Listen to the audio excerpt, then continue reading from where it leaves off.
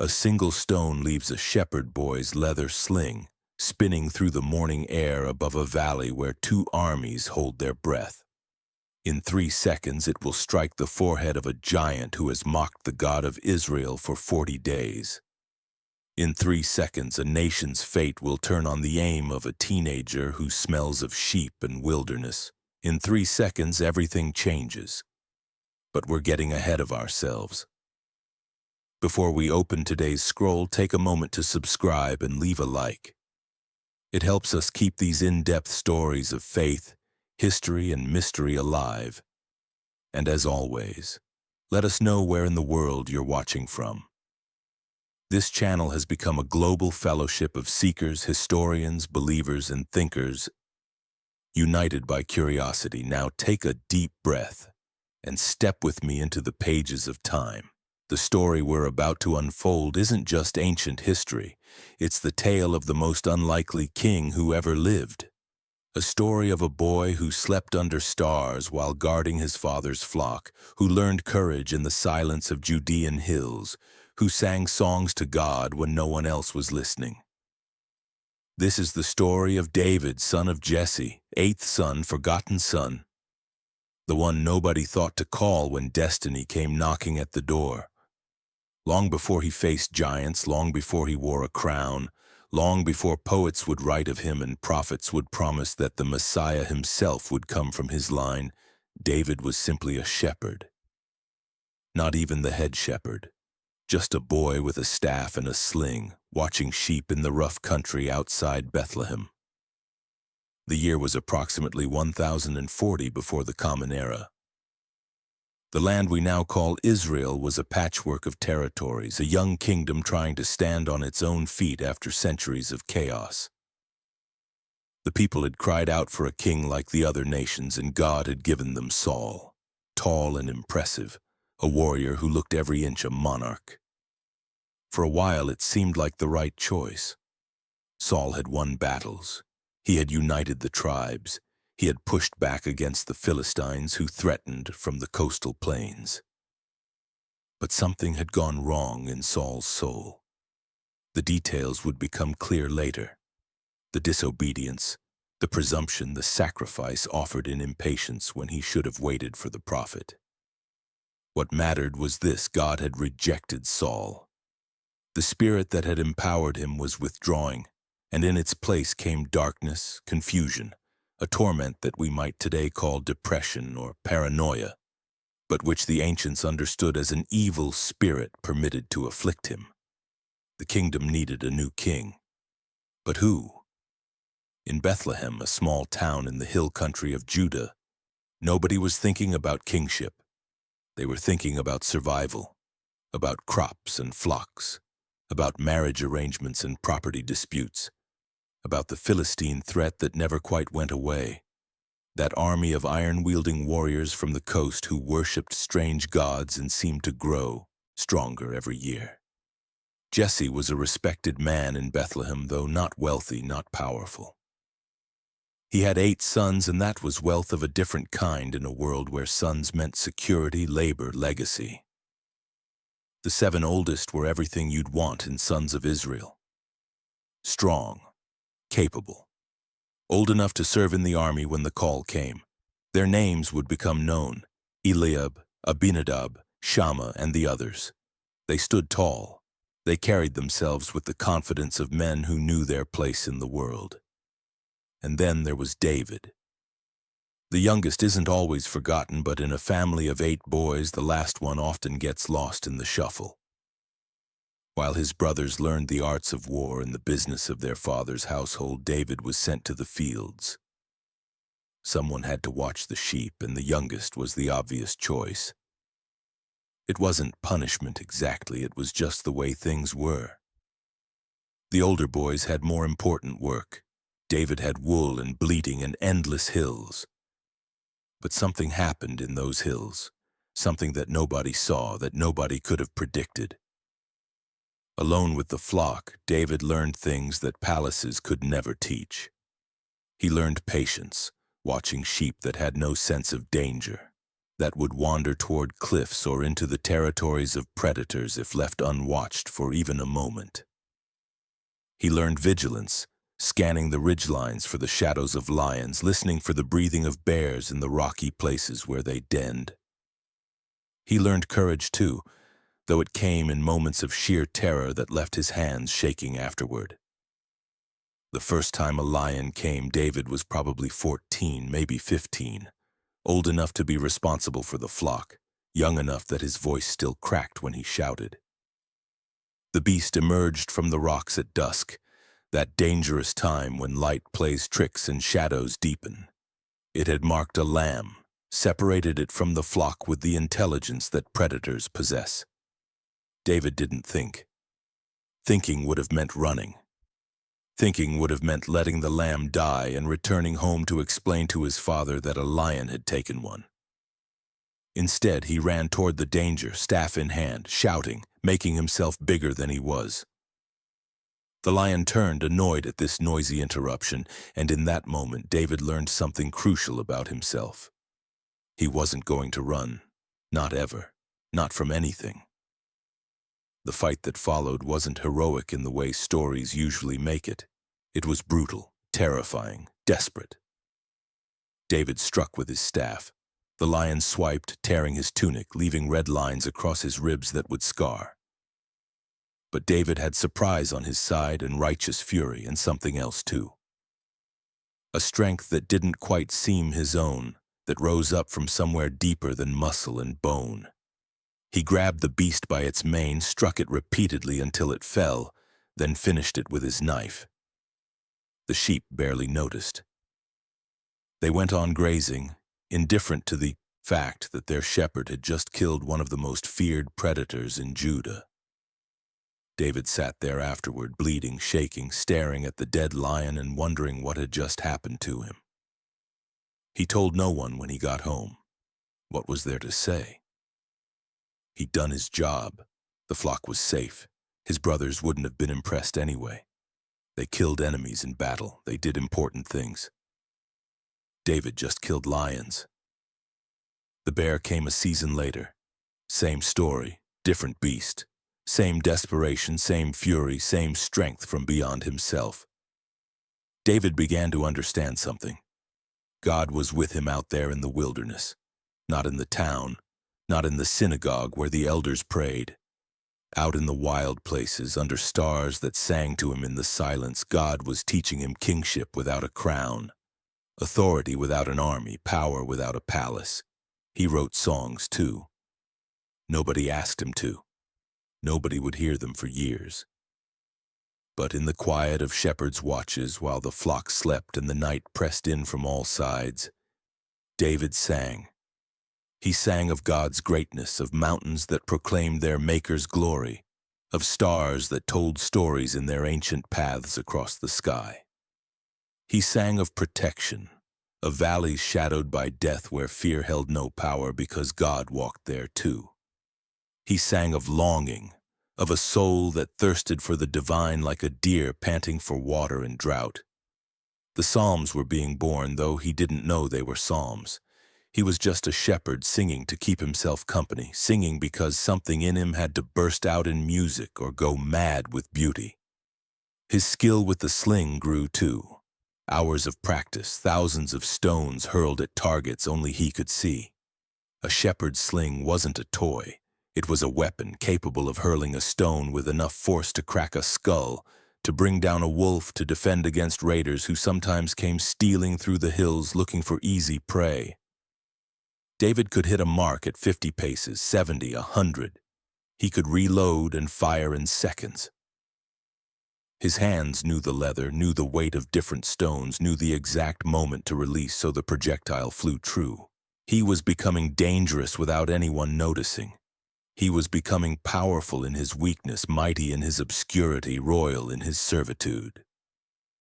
In Bethlehem, life went on. His brothers prepared for war when the call came. His father managed his household. His mother probably worried about her youngest out there alone so much, but she said nothing. This was his portion. This was his lot. The youngest son, the shepherd, the forgotten one. No one knew that God had already chosen him. No one knew that a prophet was about to arrive with a horn of oil and a secret that would change everything. No one knew that in the valley of Elah, not far from where David now watched sheep, a giant was waiting. A champion of the Philistines, 9 feet 9 inches of bronze and iron and contempt, who would soon bellow challenges that would make all Israel tremble.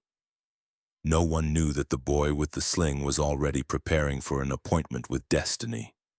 Every lion killed, every bear defeated, every stone thrown true, every song sung in darkness, it was all training. All preparation, all leading to a moment when faith would have to stand alone against fear, when a nation's courage would fail and only a shepherd boy would remember that God was bigger than giants. The stone was already smooth in the brook. The sling was already worn soft from use. The aim was already true. All that remained was the moment when everything would change. But before that moment could arrive, before the stone could fly and the giant could fall, something had to happen first, something secret. Something that would mark David forever, invisible to human eyes but undeniable in its power. The prophet was coming to Bethlehem, and he was coming for a reason that terrified him. Samuel was old now, his beard white as wool from the temple sacrifice, his hands gnarled from decades of service to the God of Israel.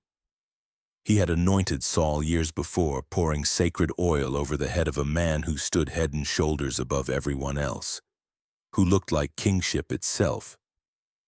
Samuel had believed in Saul, had mentored him, had watched with hope as the new king took the throne and began to unite the fractured tribes into something resembling a nation. And then he had watched it all unravel. Saul's disobedience, Saul's presumption, Saul's descent into a darkness that twisted everything it touched. The hardest moment of Samuel's life had come when God spoke to him in the night and told him the truth he'd been dreading. Saul was rejected. The kingdom would be torn from him and given to another. A man after God's own heart. Samuel had mourned for Saul. Mourned as you mourn for a son who has lost his way, for potential that will never be realized, for a calling abandoned. He mourned until God's voice came again, sharp this time, almost impatient. How long will you grieve over Saul? Fill your horn with oil and go. I am sending you to Jesse of Bethlehem, for I have chosen a king from among his sons. The prophet's blood ran cold. How can I go? If Saul hears of it, he will kill me.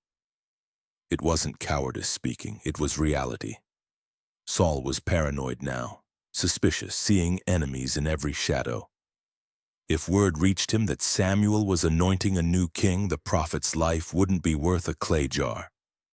The king's guards would arrive in the night, and Samuel would die before he could finish God's work. But God had a plan. Take a heifer with you and say, I have come to sacrifice to the Lord. Invite Jesse to the sacrifice, and I will show you what to do. You shall anoint for me the one I declare to you. So Samuel came to Bethlehem, and the elders of the town came trembling to meet him. When a prophet appears unannounced, it rarely means good news. They had visions of judgment, of some hidden sin being exposed, of divine wrath about to fall. Do you come in peace? They asked, their voices tight with worry.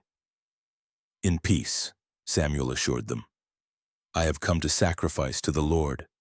Consecrate yourselves and come with me to the sacrifice. Then more quietly to the messenger beside him, and bring Jesse and his sons. Jesse came, suspicious but obedient. You didn't refuse a prophet's summons even if you didn't understand it. He brought his sons, the 7 oldest, cleaned up and presentable. They stood in a line, tall and strong, the pride of their father's house. These were men who could hold a spear, who could stand in the battle line, who looked like they could be leaders. Samuel looked at the first son, Eliab, and his heart leaped. This was it. Had to be. Eliab stood tallest, shoulders broad, jaw strong, eyes clear and direct. He looked like Saul had looked, like kingship incarnate, Surely this was the Lord's anointed. But God's voice cut through Samuel's assumption like a blade through cloth. Do not look on his appearance or on the height of his stature, because I have rejected him. For the Lord sees not as man sees. Man looks on the outward appearance, but the Lord looks on the heart. Rejected. The word stung. Samuel moved to the next son, Abinadab. Jesse presented him with pride. Strong boy, capable, good with a sword, loyal. But again God's voice came, neither has the Lord chosen this one. Shammah was next, then the fourth son, then the fifth, sixth, seventh. Jesse presented them all, increasingly confused. These were his sons, his legacy, the best men he could offer. Surely one of them was the reason the prophet had come. Surely God had seen their strength, their capability, their readiness to serve. But with each one, the divine rejection. Not this one, not this one, not this one. Finally, 7 sons had passed before the prophet, and Samuel stood there perplexed. God had been clear. The king was among Jesse's sons, but none of these men were chosen. None of them carried the mark of divine selection that Samuel had learned to recognize. Had he misheard? Had he come to the wrong house? Are all your sons here? Samuel asked Jesse, trying to keep the confusion out of his voice. Jesse hesitated. It seemed like such an obvious question that he almost didn't want to answer it. There remains yet the youngest, but behold, he is keeping the sheep. The youngest, the shepherd. The one who wasn't even worth calling in from the fields when a prophet came to town. Jesse's tone said everything. Why would you want him? He's just the boy. The youngest, nothing special. We didn't think you'd need to see him. Samuel's voice took on an edge of command. Send and get him, for we will not sit down until he comes here. Messengers ran to the fields, probably annoyed at having to fetch a shepherd boy when important matters were being discussed with the prophet. They found David among the flock, likely confused about why he was being summoned, possibly worried that something had gone wrong at home. He came as he was, staff in hand, still smelling of sheep and wild places, dust on his feet, the sun-darkened skin of someone who lived outdoors. He entered the place of sacrifice, and everyone turned to look. His brothers probably rolled their eyes. Here was the baby of the family interrupting important proceedings, tracking field dirt into a sacred space. Jesse looked almost apologetic. This is what you wanted to see, my shepherd boy. But Samuel saw something else entirely. The text describes David simply. He was ruddy with beautiful eyes and handsome. But that wasn't what made Samuel's breath catch.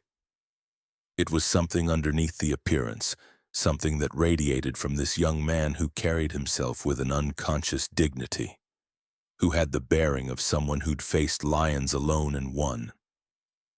This boy had strength, but not the brittle strength of men who need to prove themselves. This was something deeper, something tested, something real. And then God's voice came, clear and unmistakable. Arise, anoint him, for this is he. Samuel took the horn of oil, his hand steady now despite his age, despite the magnitude of what he was about to do. This wasn't just anointing a shepherd boy. This was declaring before heaven that Saul's dynasty was finished, that God had chosen a new line, that the future of Israel rested on the head of this teenager who'd been watching sheep 5 minutes ago. The oil poured out, thick and fragrant, running down David's head, through his hair, onto his shoulders. It was olive oil, but mixed with spices, with myrrh and cinnamon and cassia, the sacred anointing oil that marked priests and kings. The same oil that had been poured on Saul's head. The same oil that declared, this one is chosen, this one is set apart, this one belongs to God. Something happened in that moment that no one could see but everyone could feel. The Spirit of the Lord came upon David from that day forward, not as a one-time empowerment for a specific task, but as a permanent presence, a marking, a seal of divine selection that would never leave him. The boy who walked into that room was not the same person who walked out. Externally, nothing had changed. He was still the youngest son, still the shepherd, still the forgotten one. But internally, everything was different. God had claimed him, had marked him, had set him apart for a purpose that would shake nations. His brothers didn't understand. How could they?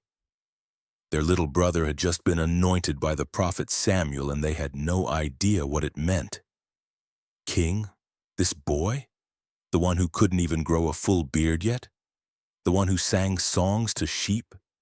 It was absurd. It had to be some kind of symbolic gesture, some blessing for the family, not an actual declaration of kingship.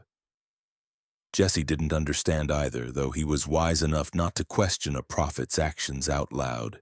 He watched David with new eyes, perhaps wondering what Samuel had seen that he himself had missed. This was his son, the one he'd sent to the fields because there was nothing else for him to do.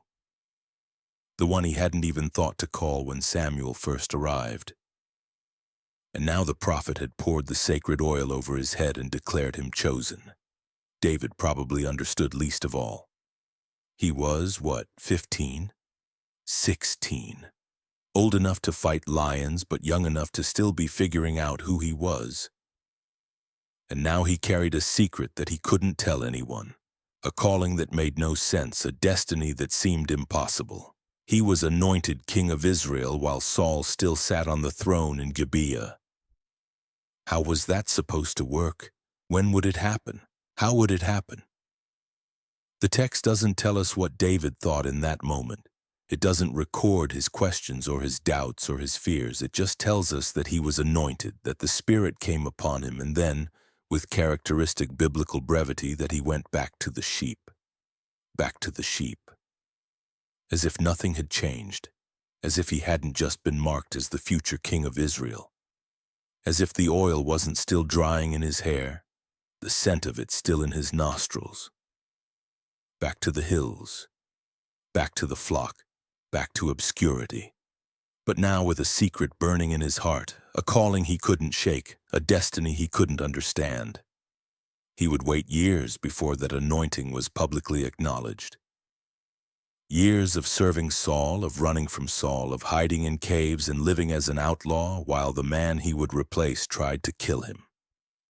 Years of learning that anointing isn't the same as coronation, that being chosen doesn't mean instant exaltation, that the path from shepherd to sovereign runs through valleys darker than any he'd known while watching sheep. But the oil had been poured, the Spirit had come, the choice had been made. And nothing, not Saul's rage, not armies, not years of exile, not betrayal or failure or fear, nothing could undo what God had done in that room in Bethlehem. David was the Lord's anointed now, the youngest son, the forgotten one, the shepherd who would be king. And though he didn't know it yet, his next summons wouldn't be from the sheep fields, it would be from the palace itself, where a tormented king desperately needed the one thing David had learned to give in the wilderness: the music of a soul at peace with God. The palace at Gibeah was nothing like the fields of Bethlehem. Where David knew wind and open sky, here were stone walls and shadowed corridors. Where he knew the simple rhythms of sheep and seasons, here was intrigue, whispered conversations, servants who moved with careful silence. And at the center of it all, in chambers that grew darker as each day passed, was Saul. The king was unraveling. There's no gentler way to say it. The man who had once stood confident before armies, who had united tribes and won battles, who had looked every inch the monarch Israel demanded, that man was being consumed from within. The Spirit of the Lord had departed from him, the text tells us plainly, and in its place came something else. An evil spirit, the scriptures call it, sent by God to torment him. Whether we understand this as what we'd now call severe depression, paranoia, or something more supernatural matters less than the reality of Saul's suffering. He would sit for hours staring at nothing, his face slack, his eyes hollow. Then suddenly the darkness would take him and he'd rage, shouting at servants who hadn't done anything wrong, seeing conspiracies in innocent conversations, feeling the throne slipping from beneath him even as he sat upon it. His attendants walked carefully around him, never knowing which Saul they'd encounter. The warrior king or the broken man, the leader or the madman, the anointed of the Lord or the one God had abandoned. His servants loved him still, in the way you love someone who's drowning and pulling you under with them. They wanted to help. They desperately wanted to find something, anything that would bring back the man they remembered. One of them, braver or more desperate than the rest, finally spoke up during a moment when Saul seemed almost himself. "Behold, an evil spirit from God is tormenting you. Let our Lord now command your servants who are before you to seek out a man who is skillful in playing the lyre. And when the evil spirit from God is upon you, he will play it and you will be well." It was worth trying.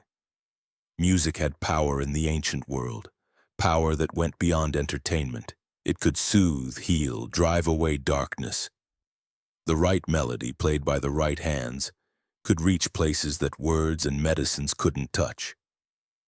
Saul, in a moment of clarity, agreed. "Provide for me a man who can play well and bring him to me." One of the young men in service spoke up. He'd been to Bethlehem recently, had heard stories. "I have seen a son of Jesse the Bethlehemite, who is skillful in playing, a man of valor, a man of war, prudent in speech, and a man of good presence, and the Lord is with him." Every word of that description mattered.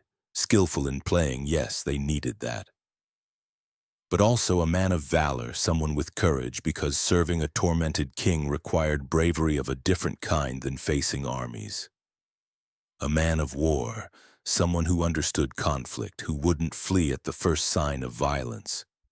Prudent in speech, crucial when every word spoken to Saul could trigger a storm.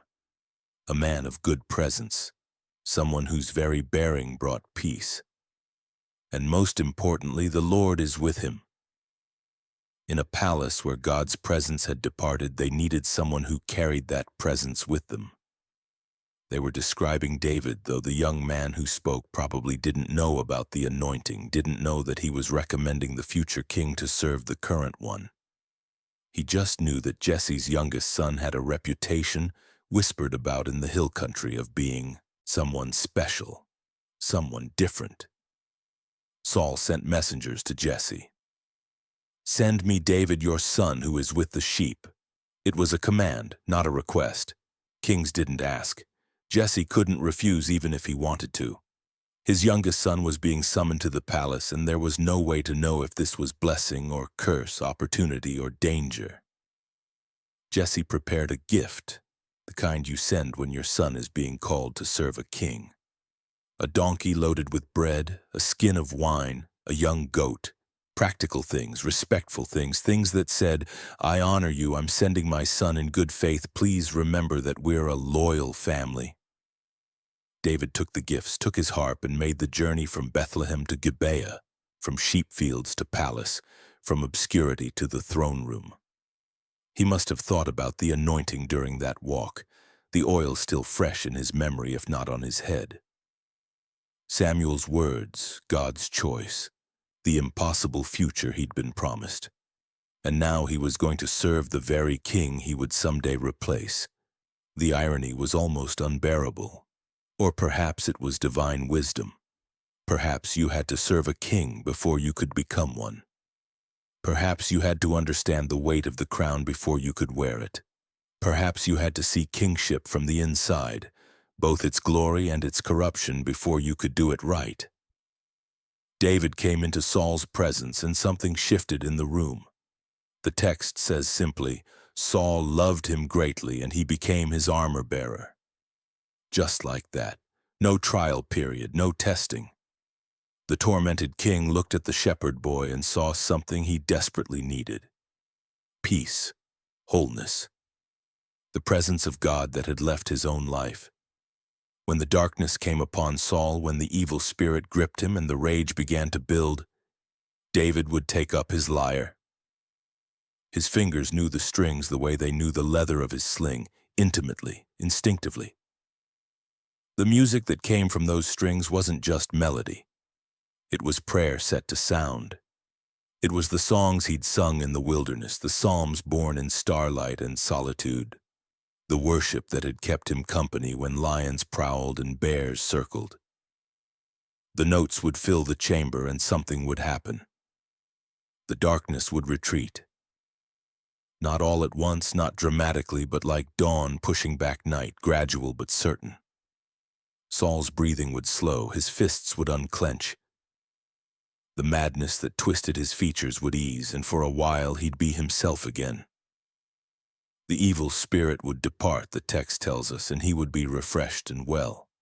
David played for a king who didn't know he was training his replacement. He played with excellence, with devotion, with the same wholehearted commitment he'd given to protecting sheep. This wasn't just a job. This was worship. Every note was an offering. Every song was a declaration that God was still present, still powerful, still capable of driving away darkness. He watched Saul closely during those months. Watched how power could corrupt, how jealousy could poison, how the absence of God's Spirit could hollow out even the mightiest man. He saw the weight of leadership, the burden of constant decisions, the loneliness of the throne. He saw how servants feared Saul, how his own son Jonathan looked at him with sadness, how the palace that should have been the center of Israel's strength had become a prison for a tortured soul. David learned what not to do. He learned that kingship without God's presence was just tyranny waiting to happen. He learned that anointing could be lost, not in a moment, but through 1,000 small compromises, 1,000 acts of disobedience, 1,000 choices to trust yourself instead of God. He learned that the crown was dangerous, that power could destroy you if you weren't anchored to something beyond yourself. But he also learned the rhythms of the palace, the way decisions were made, the structure of the army, the politics of the tribes. He was being educated in kingship without knowing he was in school. Every day serving Saul was preparation for the day he would take Saul's place. Every song played to soothe a troubled king was practice for the day he would need to soothe a troubled nation. He became Saul's armor-bearer, a position of trust and intimacy. He would dress the king for battle, hand him his weapons, stand close enough to die if the king fell. It was an honor given only to the most trusted servants, and it meant David was never far from Saul's side. He saw everything, the good days and the bad, the moments of clarity and the descents into madness. The man Saul had been and the man he was becoming. Yet David never despised him, never mocked him, never saw him as just the obstacle between himself and the throne. He saw Saul as the Lord's anointed, as a man who had once walked with God and lost his way, as someone worthy of respect even in his brokenness. This wasn't naivety. David knew what Saul was capable of, knew the darkness that lived in him. But he also knew that he himself carried sacred oil on his head, a secret anointing, and that made him responsible to honor the anointing that had come before his own. The music continued. Day after day, week after week, David's harp sang in the palace at Gibeah. Sometimes Saul would weep during the playing, great shuddering sobs of a man who knew he was losing everything and couldn't stop it. Sometimes he'd simply sit in silence, letting the melody wash over him, finding brief respite from the torment. Sometimes he'd fall asleep, and David would play softly until the king's breathing deepened into genuine rest, then slip away to let him sleep in peace. Jesse would send provisions for David, bread and wine, and sometimes a young goat, making sure his son was provided for while serving the king. But David needed little. He had his harp, he had his songs, he had the secret knowledge of his anointing and the daily reality of serving the man. he would someday replace. It was enough. It was strange. It was exactly where God wanted him. Months passed, maybe a year. David moved between two worlds, spending time at the palace when Saul needed him, returning to Bethlehem when the king was well enough to manage without him. Back to the sheep, back to the fields, back to the simplicity of wilderness and sky. The anointing oil had dried long ago, but its mark remained. The Spirit stayed with him, in palace and pasture alike. He didn't know that his time as a musician was about to end. Didn't know that the next journey from Bethlehem wouldn't lead to a peaceful service in the king's chamber, but to a valley where armies faced each other across a stream, where a giant waited, where a nation's courage had failed, where a shepherd boy with a harp would need to pick up his sling instead and remember everything the wilderness had taught him about faith and fear and the God who makes smooth stones fly true. The music had done its work, had taught David patience, had shown him the throne from the inside, had trained him in service before sovereignty. But another kind of training was about to begin, one that would make his name known throughout Israel, that would make songs be sung about him, that would drive Saul mad with jealousy, that would transform him from a musician who could fight into a warrior who could sing. The valley of Elah was waiting, and so was the giant. The giant had been shouting for 40 days. 40 days of the same challenge bellowed across the valley in a voice that echoed off the hillsides, that made men's blood run cold, that turned seasoned warriors into trembling boys. 40 days of watching the Philistine champion stride out from his camp, bronze armor glinting in the sun, spear like a weaver's beam resting on his shoulder, shield-bearer walking before him. 40 days of Israel's army standing frozen, unable to move, unable to respond, unable to do anything but listen to their shame being proclaimed in a voice that seemed to come from the depths of the earth itself. The armies had gathered in the valley of Elah, a narrow place in the Shephelah, the lowlands between the Philistine coast and the hill country of Judah. It was strategic territory, fought over for generations, a doorway that whoever controlled it controlled access to the heartland of Israel. The Philistines held the high ground on one side. Israel held the opposite ridge. Between them ran a small stream, and in that space between the armies, Death walked on two legs and asked for a challenger. His name was Goliath, from the city of Gath, one of the 5 great Philistine cities. The numbers given in the text are staggering. 6 cubits and a span, the scriptures say. In our measurements, that's 9 feet 9 inches of human being, if you could call him human. Some texts say 6 cubits exactly, which would still be over 9 feet tall. Either way, he was a monster, a freak of nature. The kind of man whose very existence seemed to violate the natural order of things. His armor alone weighed more than most men could carry.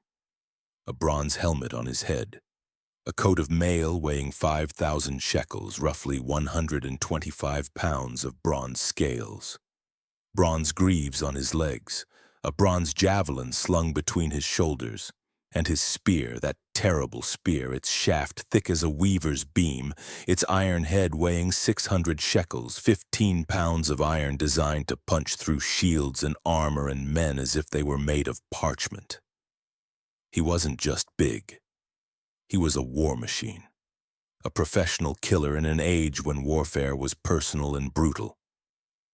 He'd probably been fighting since he could walk, trained in the Philistine tradition of single combat, raised to be a champion who could decide battles without risking entire armies. He wore his scars like decorations. He feared nothing, because nothing he'd ever faced had been able to stand against him. Every morning he would emerge from the Philistine camp and take his position in the valley. His shield-bearer would go before him, a man carrying a shield as tall as a door, protecting the giant from any arrows that might be foolish enough to try for him. And then Goliath would open his mouth and pour out contempt in a voice that carried to both armies. "Why have you come out to draw up for battle? Am I not a Philistine? And are you not servants of Saul? Choose a man for yourselves and let him come down to me. If he is able to fight with me and kill me, then we will be your servants. But if I prevail against him and kill him, then you shall be our servants and serve us. It was an ancient custom, this single combat. Why waste entire armies when one champion could decide everything? It made sense in its brutal logic. But it only worked if both sides had a champion willing to step forward. The Philistines had theirs. Israel had no one. I defy the ranks of Israel this day, Goliath would roar. Give me a man that we may fight together. And then he would stand there waiting, his laughter echoing when no one came. Sometimes he'd make it worse, hurling insults about Israel's God, mocking their covenant, suggesting that perhaps their deity was as cowardly as his followers. The men of Israel heard this, the text says simply, and they were dismayed and greatly afraid. That's putting it mildly. They were terrified, paralyzed. Saul himself, who stood head and shoulders above his own people, who had won battles and killed Israel's enemies, Saul stood in his tent and said nothing. Did nothing. The giant was too much. The challenge was impossible. Better to wait and see what happened, to hope that something changed, to pray that the Philistines would eventually get bored and go home. But the Philistines weren't going anywhere. They had food, water, secure positions. They could wait all summer if they needed to. Every day that Israel failed to answer the challenge, their shame grew deeper, their fear more entrenched. Armies that won't fight aren't armies. They're just crowds of armed men waiting to be slaughtered. Into this standoff came David, and he came for the most mundane reason imaginable. His 3 oldest brothers were in Saul's army serving in the battle line. Jesse, worried about his sons, called David in from the sheep and gave him provisions to take to them. An ephah of roasted grain, 10 loaves of bread, 10 cheeses for their commander. Go check on your brothers, Jesse told him. See how they are. Bring back word. So David came to the valley of Elah carrying groceries, not weapons, not armor, just food for his brothers and a father's concern for his sons. He arrived early in the morning, just as the armies were drawing up their battle lines, just as the ritual of mutual standoff was beginning for the 41st time. He left his supplies with the keeper of the baggage and ran to the battle line to find his brothers. And that's when he heard it. That voice, that terrible, mocking, contemptuous voice rolling across the valley like thunder. Goliath had emerged for his morning taunt, and David heard every word. Heard the challenge. Heard the insult to Israel. Heard the blasphemy against God. Heard, most importantly, the fear and the silence that followed. The way every man in Israel's army shrank back. The way they looked at each other with desperate hope that someone else would volunteer. The way they looked at the ground, at their hands, at anything except the giant standing in the valley waiting for an answer. Someone near David whispered the details, perhaps not realizing this shepherd boy had just arrived. Have you seen this man who has come up? Surely he has come up to defy Israel. And the king will enrich the man who kills him with great riches and will give him his daughter and make his father's house free in Israel. It was a generous offer. Wealth, marriage to a princess, tax exemption for your entire family. These were prizes worth dying for in theory. In practice, when the alternative was facing Goliath, they weren't prizes at all. They were compensation for your family after you were crushed into paste in the valley floor. David heard the offer, but that's not what caught his attention. He was stuck on something else. Something that bothered him more than the giant's size, more than his armor, more than his 40 days of unopposed mockery. David turned to the men around him and asked a question that cut through 40 days of fear and complacency. What shall be done for the man who kills this Philistine and takes away the reproach from Israel? Then, and this was the key, this was what made it different, For who is this uncircumcised Philistine that he should defy the armies of the living God? Uncircumcised? It seems like a strange insult to our ears, but in that moment, in that context, it meant everything. It meant outsider. It meant covenant breaker.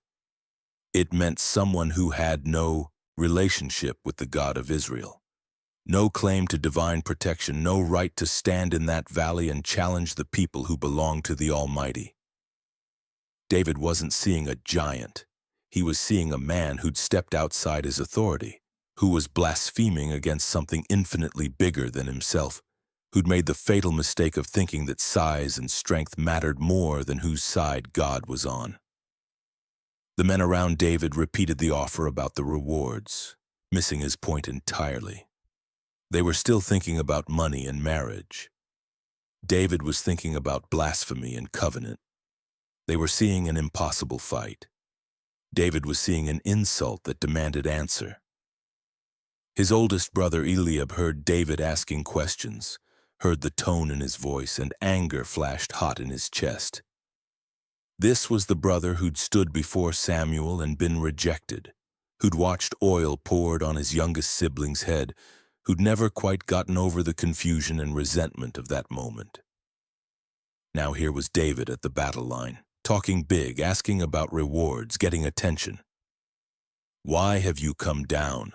Eliab snapped at him. "And with whom have you left those few sheep in the wilderness? I know your presumption and the evil of your heart. You have come down to see the battle." It was cruel, dismissive, designed to put David back in his place. "You're just a shepherd. You left your few sheep. You came here for entertainment. You're not a warrior. You're not one of us. Go home." David's response was mild, almost deflective.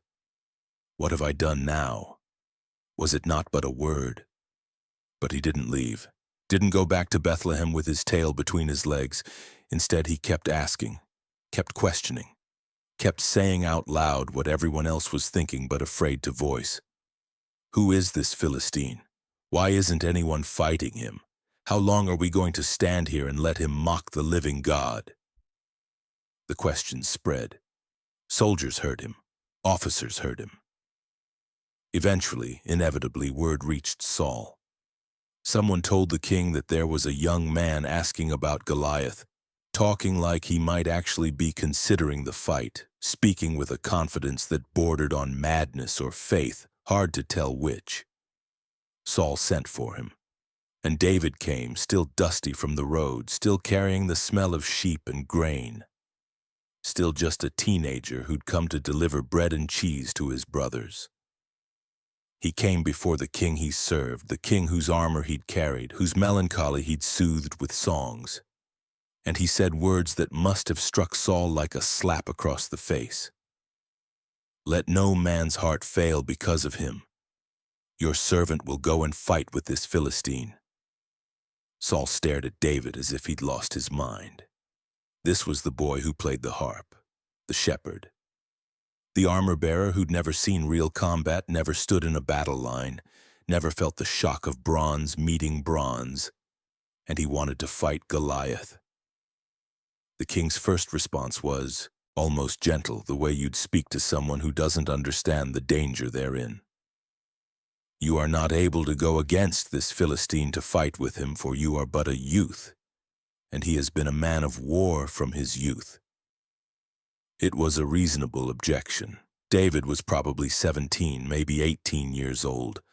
Goliath had been killing men since before David was born. The math didn't work. The matchup was absurd. This wasn't courage, it was suicide. Saul had seen what happened when ordinary men faced champions like Goliath. He'd seen bodies carried back from single combat, crushed, broken, unrecognizable. He wasn't going to send a boy to die just because the boy was too naive to understand what he was volunteering for. But David didn't back down. Instead, he did something unexpected.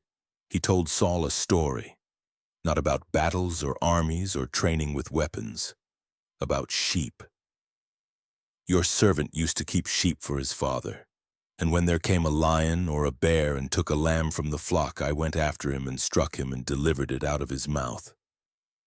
And if he arose against me, I caught him by his beard and struck him and killed him. Your servant has struck down both lions and bears."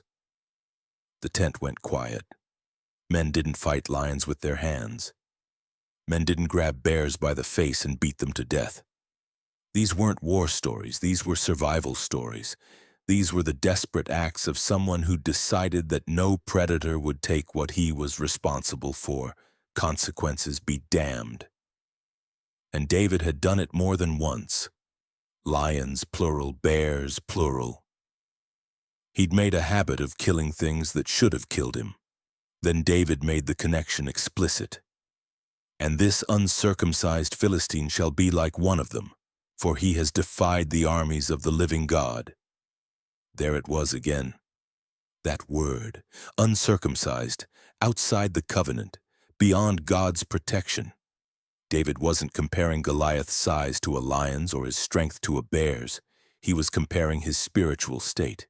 He was saying that the giant had the same fundamental problem as any predator that threatened God's flock.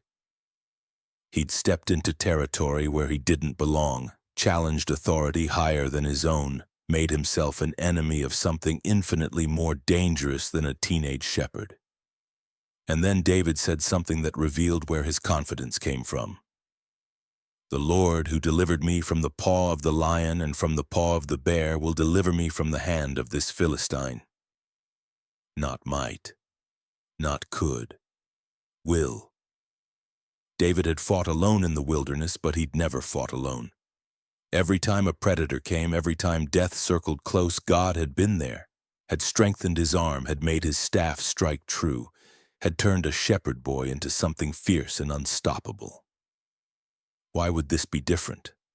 The battlefield might be more public, the enemy might be larger, but the principle was the same. God protected his own. God gave victory to those who trusted him. And David trusted completely. Saul looked at the boy standing before him, dusty and earnest and absolutely certain, and something shifted. Maybe it was desperation. Maybe it was faith catching like fire from David's certainty.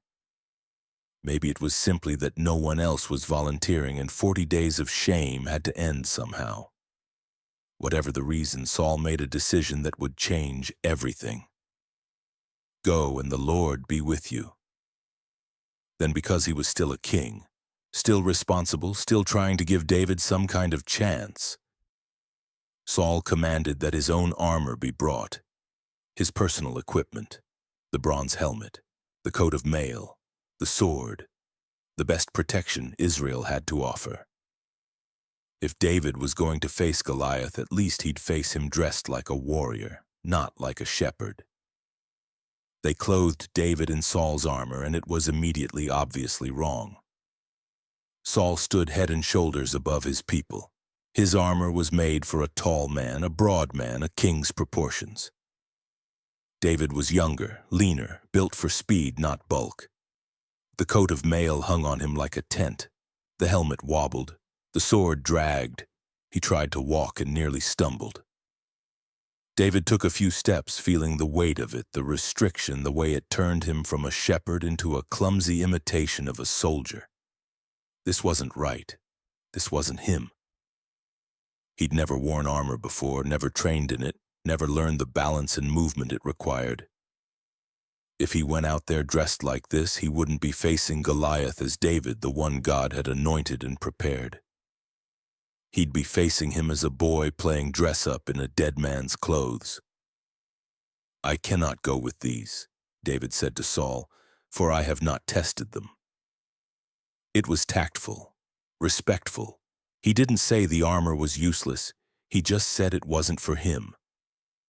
And then he did something that must have looked like madness to everyone watching.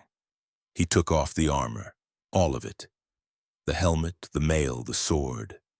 Stripped it away until he stood there in his shepherd's tunic, in the simple clothes he'd worn to deliver bread and cheese to his brothers. He picked up his staff, the wood worn smooth from years of use, familiar as his own hand. and then he walked down to the stream that ran through the valley. The water was clear, cold from the hills running over smooth stones that had tumbled for centuries in the current. David waded in and selected his ammunition with the care of someone who knew that stones weren't all equal, that the right one could mean the difference between life and death. 5 stones. The text is specific. 5 smooth stones from the brook. He chose them by weight and shape, by the way they fit his hand, by the balance they'd have in flight, rounded by water, dense, perfect. He put them in his shepherd's pouch, the leather bag he'd carried for years that had held bread for him and salt for the sheep and now held something more deadly than any sword Saul could have given him. He had his sling, of course. Shepherds always carried slings. 2 leather cords with a pocket between them, simple and ancient and devastatingly effective in trained hands. David's hands were trained. 10,000 stones thrown at targets in the hills. 10,000 hours of practice while the sheep grazed. The sling wasn't a weapon to him. It was an extension of his arm, his will, his aim. At 100 paces, he could hit a mark the size of a man's forehead. He'd proven it against wolves, against jackals, against any threat that came for his flock. He walked back up from the stream, staff in one hand, sling and stones ready. The Israelite army watched him go, and you could feel their confusion, their disbelief, their growing certainty that they were about to watch a boy die. He wasn't even bringing a sword, just a stick and some rocks. This wasn't a champion going to battle. This was a sacrifice walking to slaughter. But David's face showed no doubt, no fear. Just a calm determination, the same expression he'd worn when he walked toward lions, when he faced down bears, when he decided that no predator would take what belonged to God. He descended into the valley, and Goliath saw him coming. The giant had probably been lounging, bored after 40 days of unchallenged supremacy. But movement caught his eye. Someone was coming across the valley floor. Finally, an answer to his challenge. He stood, his shield-bearer moving into position, and waited to see what Israel had sent him. What he saw made him furious. A boy. They'd sent him a boy. Not even armored. Not even carrying a proper weapon. Just a shepherd with a stick coming at him like this was some kind of insult. Some joke, some ultimate expression of contempt. Was this what Israel thought of him?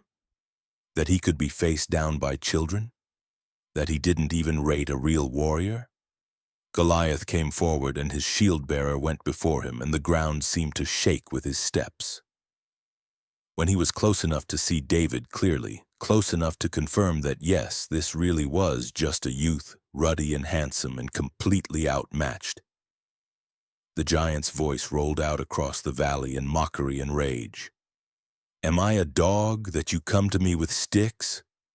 It was an insult in that culture, comparing someone to a dog, the lowest of animals, scavengers, unclean things. And David had brought a stick, as if Goliath was some mongrel to be beaten away from the trash heap. The giant followed up with curses, calling on his gods, the deities of the Philistines, Dagon and Ashtoreth, and all the powers he thought protected him. "Come to me, and I will give your flesh to the birds of the air and to the beasts of the field." It was meant to terrify, to break whatever courage had brought David down into the valley, to make him turn and run back to his army in shame. But David didn't stop walking, didn't slow, didn't show any sign that the curses or the threats or the massive armed figure before him made any difference at all. Instead, he opened his mouth and gave answer, and his voice carried back to both armies, clear and strong and absolutely certain. "You come to me with a sword and with a spear and with a javelin, but I come to you in the name of the Lord of hosts, the God of the armies of Israel, whom you have defied." The name of the Lord, not David's skill, not his courage, not his aim or his stones or his sling, the name, the authority, the covenant power of the God who'd promised Abraham that his descendants would be blessed, who'd led Israel out of Egypt, who'd given them this land and sworn to defend them against all enemies. that name, that power, that promise. David continued, and now he was prophesying, declaring what was about to happen as if it was already accomplished. "This day the Lord will deliver you into my hand, and I will strike you down and cut off your head. And I will give the dead bodies of the host of the Philistines this day to the birds of the air and to the wild beasts of the earth, that all the earth may know that there is a God in Israel." He threw Goliath's words back at him, but bigger, bolder. "Not just your body, but your entire army. Not just defeat, but destruction. And not for David's glory, but for a purpose that transcended the battle entirely. That all the earth may know that there is a God in Israel." This wasn't about kingdoms or territory or pride. This was about revelation. About showing the watching world that size didn't matter, strength didn't matter, armor and weapons and human power didn't matter when the living God decided to act. "And that all this assembly may know that the Lord saves not with sword and spear. For the battle is the Lord's, and he will give you into our hand." The battle is the Lord's. 5 words that changed everything. This wasn't David versus Goliath. This was God versus blasphemy, faith versus fear, covenant versus chaos. And the outcome was never in doubt. Goliath had heard enough. This boy was mocking him, defying him, throwing words around like they could stop bronze and iron. He started forward, moving to close the distance, to end this farce with one swing of his spear, to crush this insult into the dirt where it belonged. David ran to meet him, not away, toward. He ran at the giant, closing the distance himself, and as he ran, his hand went to his bag. His fingers found a stone, the right stone, the one he'd chosen from the stream. In one fluid motion born of 10,000 repetitions, he placed it in the sling, began the rotation, building speed, building force, the leather cords humming through the air. Goliath raised his shield, prepared his spear, got ready to swat this insect from existence. But David's aim was already fixed, not at the shield, not at the body covered in bronze, at the one spot that was vulnerable, the forehead. That space between the helmet and the armor where flesh was exposed, where bone was closest to the surface, where a stone, traveling at killing speed, would do exactly what it needed to do. David released. The stone flew true. The stone struck Goliath's forehead with a sound that carried across the valley. Not the clang of metal on metal, but something more final. The crack of stone meeting bone, of physics and faith combined into a single devastating impact. The giant stopped mid-stride. His spear, raised to throw, wavered. His eyes, blazing with rage a moment before, went blank, empty, already dead, though his body didn't know it yet. He fell, forward, not backward.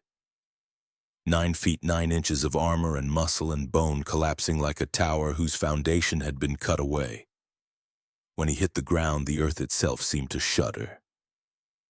The bronze armor clanged against stone, dust rose around him, and the champion of the Philistines, the man who defied Israel for 40 days, lay face down in the valley of Elah with a smooth stone buried in his skull. For a heartbeat, both armies stood frozen. What had just happened? Had they seen what they thought they'd seen? A boy, a stone, a giant fallen? It seemed impossible even as it lay before their eyes. The Philistines stared in disbelief. Their champion, their invincible warrior, their guarantee of victory was down. The Israelites stared in wonder. The giant was down. The impossible had happened. God had acted. David didn't pause to marvel. He had no sword, and the fight wasn't finished until it was finished. He ran to where Goliath lay, his breathing still the breathing of battle, his focus absolute. The giant's sword was there, massive, heavier than any weapon David had ever held. He drew it from its sheath, gripped it with both hands, and did what had to be done. The blade came down. Once. Twice. Goliath's head separated from his body, and the act that seemed like brutality was actually mercy. Quick. Final. No suffering. Just the end that the giant had promised to give David, now given to him instead. David lifted the head by its hair. It was enormous, heavy, the face still locked in the expression of shock it had worn when the stone hit. He held it high so both armies could see, so there could be no doubt, no question, no possibility of claiming this hadn't happened. The giant was dead. The boy with the sling had won. God had given victory, and then the Israelites roared. 40 days of pent-up fear, shame, and rage exploded in a sound that echoed off the hills. They surged forward, weapons raised, and the Philistines broke. Champions mean nothing when they're dead. When your guarantee of victory is lying headless in a valley, there's no reason to stand and fight. The Philistine army turned and ran, and Israel pursued them with the fury of men who'd been mocked too long, who'd been afraid too long, who now saw that their God was stronger than giants and armor and 40 days of intimidation. The pursuit went all the way to the gates of Gath and Ekron, Philistine cities that had probably expected victory. Celebrations instead got refugees fleeing for their lives. The Israelites plundered the Philistine camp, taking spoils, supplies, weapons, everything the enemy had left behind in their panic. It was total victory, the kind that becomes legend, that gets told around fires for generations. And it all happened because a shepherd boy believed that God's covenant mattered more than human strength. David took Goliath's armor as his prize, the bronze helmet, the coat of mail, the weapons. These would be his. Trophies of the day faith defeated fear. He brought the giant's head to Jerusalem, though Saul didn't yet control that city. It was a symbolic act, a promise of what was coming, a declaration that the city would one day be Israel's, and that the enemies who held it would fall just as surely as Goliath had fallen.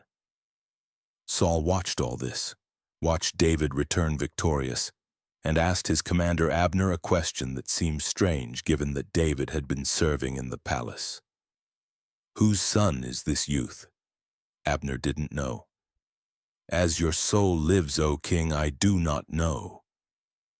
So they brought David before Saul, still carrying Goliath's head, still covered in the dust and blood of battle.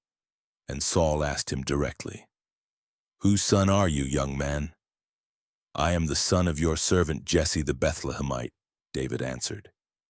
It was truth spoken simply. No boasting, no claiming credit for himself, just identification.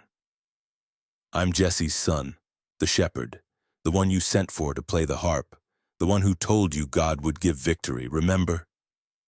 But something had shifted. David wasn't just the harp player anymore. He was the giant killer. The warrior who'd done what no one else in Israel would do. The man of faith who'd trusted God in front of 2 armies and been proven right in the most dramatic way possible. He couldn't go back to being invisible. The victory wouldn't let him. The women of Israel certainly wouldn't let him. As the army returned from battle, as they marched back through the towns and villages of Judah, women came out to celebrate. They sang, they danced, they played timbrels and instruments of joy. And they made up a song, the kind of spontaneous celebration that happens when victory is fresh and the relief is overwhelming. Saul has struck down his thousands and David his tens of thousands. It was meant as praise, pure simple celebration of what had happened.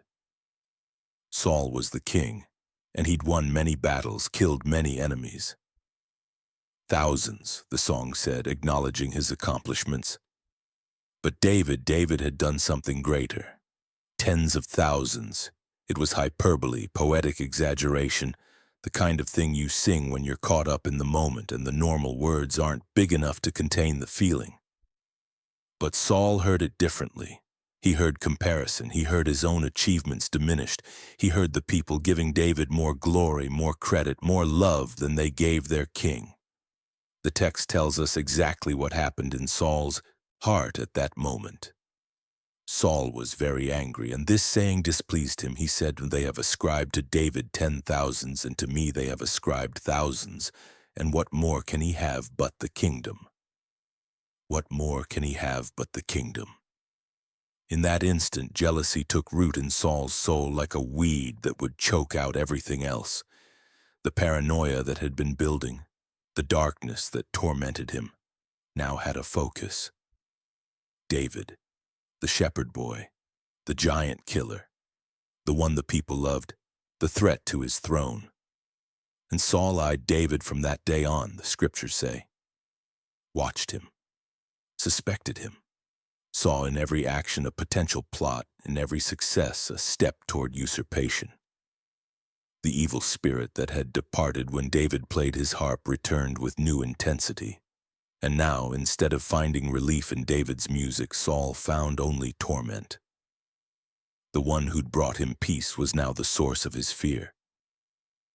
The next day, while David played in the palace as he'd done dozens of times before, Saul sat with a spear in his hand. The music filled the room, beautiful and haunting. The same songs that had driven away darkness and brought rest. But this time the darkness wouldn't leave. This time it whispered in Saul's ear.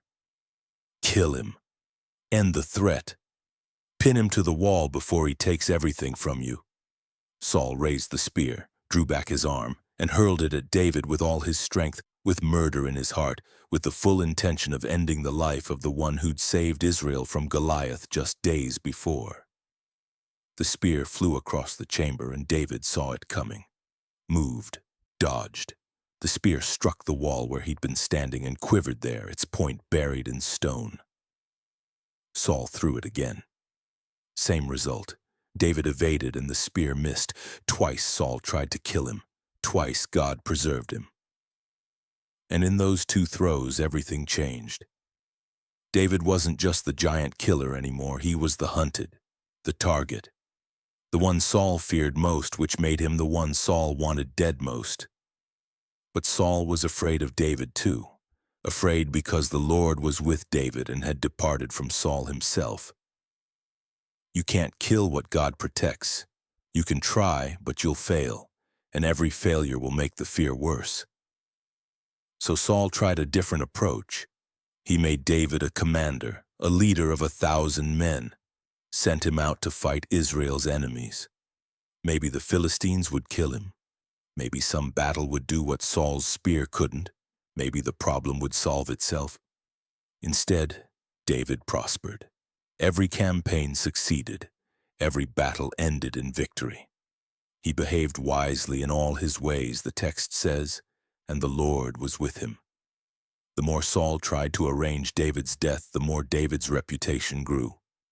All Israel and Judah loved him because he went out and came in before them. He led from the front, shared their dangers, won their battles. Became more than just the giant killer. He became their champion. Saul saw this and feared him even more. But he was cunning, and he thought he saw an opportunity. He had 2 daughters, Merab and Michal. Michal loved David. This was known, whispered about in the palace, obvious to anyone who watched how she looked at him. And Saul thought, I can use this. I can turn love into a trap. Here is my elder daughter Merab, Saul said to David. I will give her to you for a wife. Only be valiant for me and fight the Lord's battles. It sounded generous, honorable, the king offering his daughter to the hero. But Saul's true thought was revealed in the text. Let not my hand be against him, but let the hand of the Philistines be against him. Send him to war. Make the bride price so dangerous that he won't survive claiming it. Let the enemies kill him so I don't have to. David, with characteristic humility, protested, Who am I, and who are my relatives, my father's clan in Israel, that I should be son-in-law to the king? He wasn't playing coy. He genuinely saw himself as beneath such an honor. He was Jesse's son, a shepherd. Yes, he'd killed Goliath, but that didn't make him royalty. That didn't make him worthy of marrying a princess. Merab was given to another man. But Michal's love remained, and Saul heard of it and decided to try again. This time he'd make it explicit. He sent servants to David with a message. The king desires no bride price except 100 foreskins of the Philistines, that he may be avenged of the king's enemies. It was meant to be impossible. 100 Philistine foreskins meant killing 100 Philistines in close combat, close enough to take trophies, dangerous enough that surely David would die in the attempt. And if he somehow succeeded, well, then Saul would have his revenge on the Philistines and a daughter married to a warrior. Either way, he thought he couldn't lose. David heard the bride price and accepted. He took his men and went out against the Philistines with the single-minded focus he'd brought to killing lions and bears and giants. The campaign was swift, brutal, effective. When David returned, he brought not 100 foreskins but 200. Double what Saul had asked. Proof beyond dispute that he'd done the work, paid the price, earned the bride. Saul had no choice. His own offer stood as witness against him. He gave Michal to David as wife, and David became the king's son-in-law. But the marriage didn't bring peace. Instead, it gave Saul more reason to fear. Then Saul saw and knew that the Lord was with David and that Michal, Saul's daughter, loved him. And Saul was even more afraid of David, so Saul was David's enemy continually. The giant was dead, the victory was won, the bride was claimed. But the price of that victory was becoming clear. David had saved Israel and it had made him a target.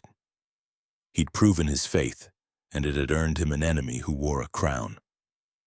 The shepherd boy who'd faced Goliath without fear now had to face something more complicated. A king who wanted him dead but couldn't kill him openly. A father-in-law who smiled in public and plotted murder in private. A life where every success brought more danger, where every victory made the next attempt on his life more certain. The stone had flown true in the valley of Elah, but the consequences of that throw were just beginning. Yet in the midst of this growing darkness, in the very heart of Saul's palace where murder was being plotted, something extraordinary was happening. Something that defied every political calculation, every expectation of how princes and potential rivals should interact. Jonathan, Saul's eldest son, the crown prince who should have seen David as the greatest threat to his future, loved him. The friendship began the day David returned from killing Goliath. The text tells us with beautiful simplicity that the soul of Jonathan was knit to the soul of David, and Jonathan loved him as his own soul. This wasn't political alliance. This wasn't strategic networking. This was soul-deep recognition, the kind of friendship that happens when two people look at each other and see something that resonates at a level beyond words. Jonathan saw in David the same faith he himself carried, the same courage, the same wholehearted devotion to God that he demonstrated in his own battle against the Philistines at Michmash. Jonathan was a warrior in his own right. Before David ever faced Goliath, Jonathan had taken on an entire Philistine garrison with only his armor-bearer beside him, trusting that God could save by many or by few. He understood what David had done in that valley because he'd lived that same kind of faith. He knew what it meant to stand against impossible odds and trust that God's covenant mattered more than human strength. When he looked at David, he wasn't seeing a rival. He was seeing a kindred spirit. That very day, Jonathan made a covenant with David. He took off the robe he was wearing and gave it to David, along with his armor, his sword, his bow, and his belt. It was more than generosity, it was abdication. The robe was a prince's robe, a symbol of royal authority. The weapons were a warrior's prized possessions, the tools of his trade, extensions of his identity. By giving them to David, Jonathan was saying something profound. What's mine is yours. My status, my strength, my future, I give it all into this bond between us. Think about what this meant. Jonathan was the heir apparent. Next in line for the throne. Everything in the kingdom was supposed to flow to him after Saul died. The crown, the power, the dynasty. These weren't just his by chance, they were his by birthright, by blood, by every law and custom that governed Israel. And yet here was David, anointed in secret, beloved by the people, successful in battle, clearly favored by God. Jonathan could have seen the threat, should have seen it. Any political advisor would have told him that David was dangerous, that he needed to be eliminated or at least contained before he gathered too much power. But Jonathan didn't think that way. Or perhaps more accurately, he thought in a different framework entirely. He believed that God chose kings, not birth order. He believed that the throne belonged to whoever God wanted on it, and if God wanted David, then Jonathan would support that choice with everything he had. It was faith on a scale that's almost impossible to comprehend. Faith that said, I trust God's plan even when it costs me a kingdom. The friendship deepened as days turned to weeks, weeks to months. David became part of the royal household, Jonathan's brother by covenant, if not by blood. They talked, they trained, they fought side by side. Jonathan watched David navigate the dangerous waters of palace politics, watched how he handled success with humility, how he served Saul with genuine respect despite having been secretly anointed to replace him.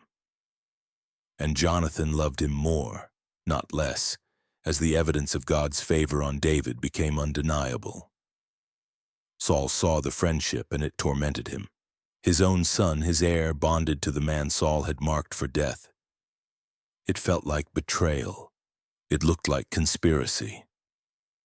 In his darker moments, Saul probably wondered if Jonathan was plotting with David, if they were planning together to take the throne before Saul was ready to give it up. The paranoia that colored everything Saul saw painted Jonathan's love as treachery. One day Saul spoke openly to Jonathan and all his servants. No more pretense, no more subtle schemes, just a direct order.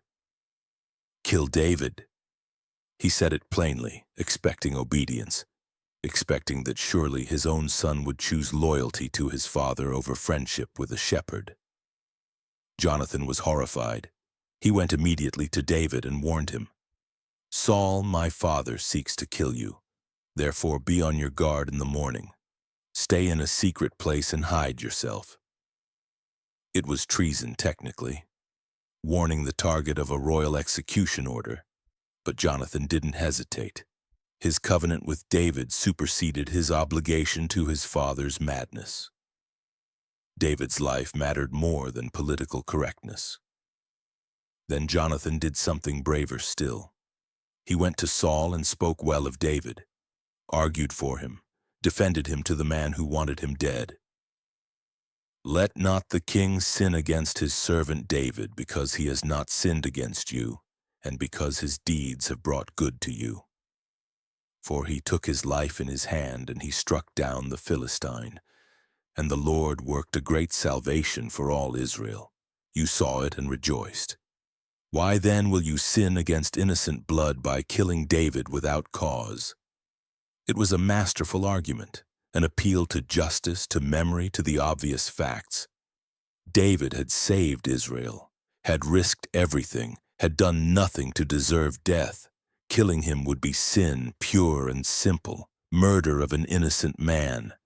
How could Saul, the Lord's anointed king, justify that? And for a moment, amazingly, it worked. Saul listened to the voice of Jonathan. Saul swore, As the Lord lives, he shall not be put to death. The oath was binding, sacred, sworn in God's name. Jonathan brought David back, and for a time there was peace. David served in the palace, played his harp, led Saul's armies, lived as if the death threat had never happened. But darkness has a way of returning to those who've given it a home. David went out to war again, won another victory against the Philistines, and Saul's jealousy reignited like fire finding fresh fuel. The evil spirit came upon him while David played, and the spear flew again. This time David barely escaped, fleeing into the night, knowing that Saul's oath meant nothing when the madness was upon him. Saul sent men to David's house to watch it, to kill him in the morning.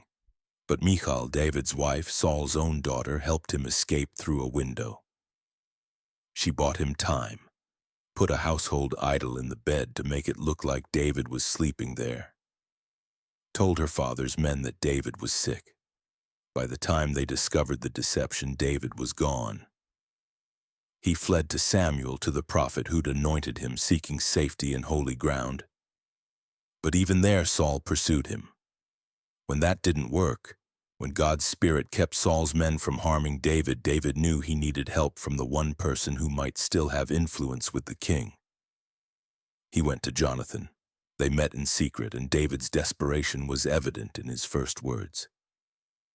"What have I done? What is my guilt? What is my sin before your father that he seeks my life?"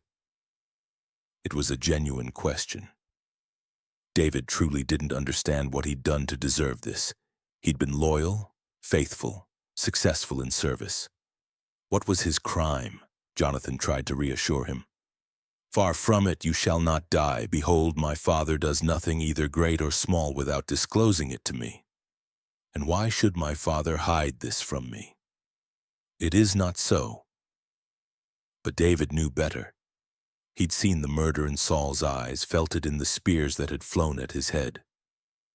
"Your father knows well that I have found favor in your eyes, and he thinks, let not Jonathan know this, lest he be grieved. But truly, as the Lord lives and as your soul lives, there is but a step between me and death. One step. That's all that separated David from a spear in the back or a sword in the night. And he needed Jonathan to understand the danger, to help him navigate what came next. Jonathan's response was immediate and total. "Whatever you say, I will do for you." They made a plan. There was a new moon festival coming, a feast where David was expected to attend. He'd stay away instead, and Jonathan would gauge Saul's reaction. If Saul was fine with David's absence, maybe the danger had passed. If Saul was angry, they'd know the threat was real and immediate. But before they worked out the details, Jonathan did something that revealed how deeply he understood what was happening. He made David renew their covenant, but this time with an eye to the future, to what would come after the present crisis had resolved itself. "And may the Lord take vengeance on David's enemies." That was Jonathan speaking, but he meant Saul, his own father. He was acknowledging out loud that Saul was David's enemy, that the situation was beyond repair, that David would eventually have to flee or fight or both. And then Jonathan added something that took David's breath away. "When the Lord cuts off every one of the enemies of David from the face of the earth, let not the name of Jonathan be cut off from the house of David." He was asking David to remember him when David became king. Not if. When.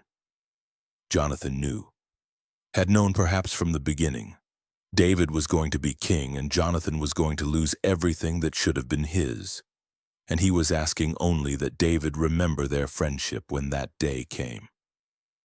And Jonathan made David swear again by his love for him, for he loved him as he loved his own soul. Again that phrase, his own soul.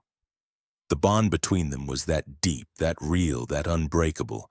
They worked out their signal. Jonathan would come to the field where David was hiding and shoot 3 arrows. If he told his servant boy that the arrows were on this side of him, David could return safely. If he said the arrows were beyond the boy, David needed to run because Saul meant to kill him. The feast came. David's place sat empty. The first day, Saul said nothing, assuming David was ceremonially unclean. The second day, David's seat was empty again, and Saul's anger ignited.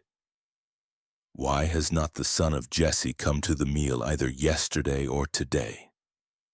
Jonathan gave the prepared answer. David had asked permission to go to Bethlehem for a family sacrifice. Saul exploded. His rage poured out, not just at David, but at Jonathan himself. "You son of a perverse, rebellious woman, do I not know that you have chosen the son of Jesse to your own shame, and to the shame of your mother's nakedness? For as long as the son of Jesse lives on the earth, neither you nor your kingdom shall be established. Now send and bring him to me, for he shall surely die."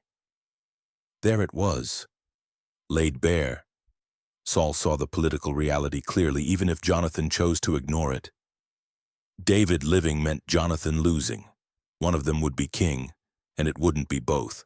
Saul was demanding that Jonathan choose: family or friend, birthright or covenant, throne or integrity.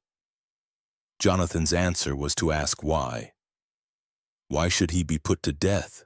What has he done? And Saul, past words, past reason, hurled his spear at his own son, at Jonathan, the heir, the prince, his firstborn. Because Jonathan had dared to defend David, dared to question, dared to place friendship above expedient murder. Jonathan rose from the table in fierce anger.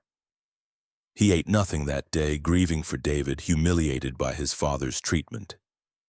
Understanding finally that there was no reasoning with madness, no way to bridge the gap between Saul's paranoia and David's innocence.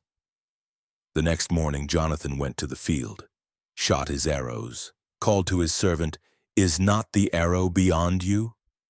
The signal for danger, for flight, for the end of any hope that David could stay in Israel while Saul lived.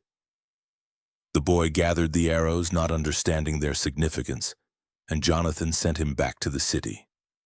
Then David came out from his hiding place, fell on his face before Jonathan 3 times, honoring the prince, honoring the friendship, honoring the covenant that had saved his life. And they kissed each other and wept with each other, with David weeping the most, because he was losing more than a friend. He was losing his place in Israel, his home, his normal life. Everything was about to change. Jonathan spoke final words that David would carry with him through all the years of exile ahead. "Go in peace, because we have sworn, both of us, in the name of the Lord, saying, 'The Lord shall be between me and you, and between my offspring and your offspring forever.'" Then David left, and Jonathan returned to the city, to the father who'd thrown a spear at him, to the throne he would never inherit, to a future that would end on a battlefield fighting beside the man who'd chosen fear over faith. The friendship would endure, the covenant would hold. But they would rarely see each other again, and when they did, it would be in hiding, in secret, in stolen moments snatched from David's flight. The prince had chosen the shepherd over the crown, and somehow, impossibly, it was the most kingly thing he ever did. David ran. There was nothing else to do.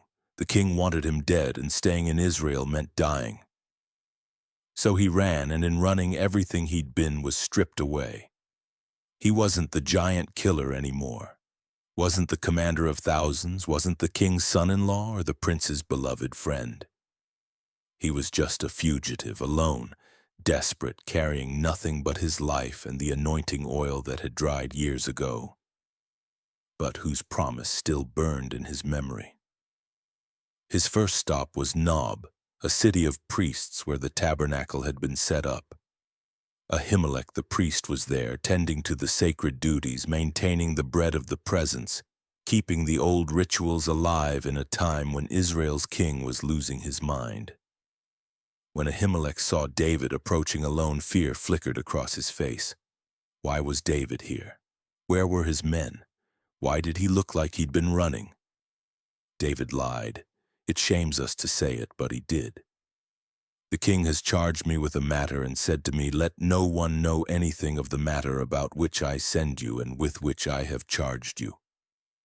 I have made an appointment with the young men for such and such a place.'" It was a smooth lie, plausible, the kind that comes when you're scared and thinking fast and not thinking clearly.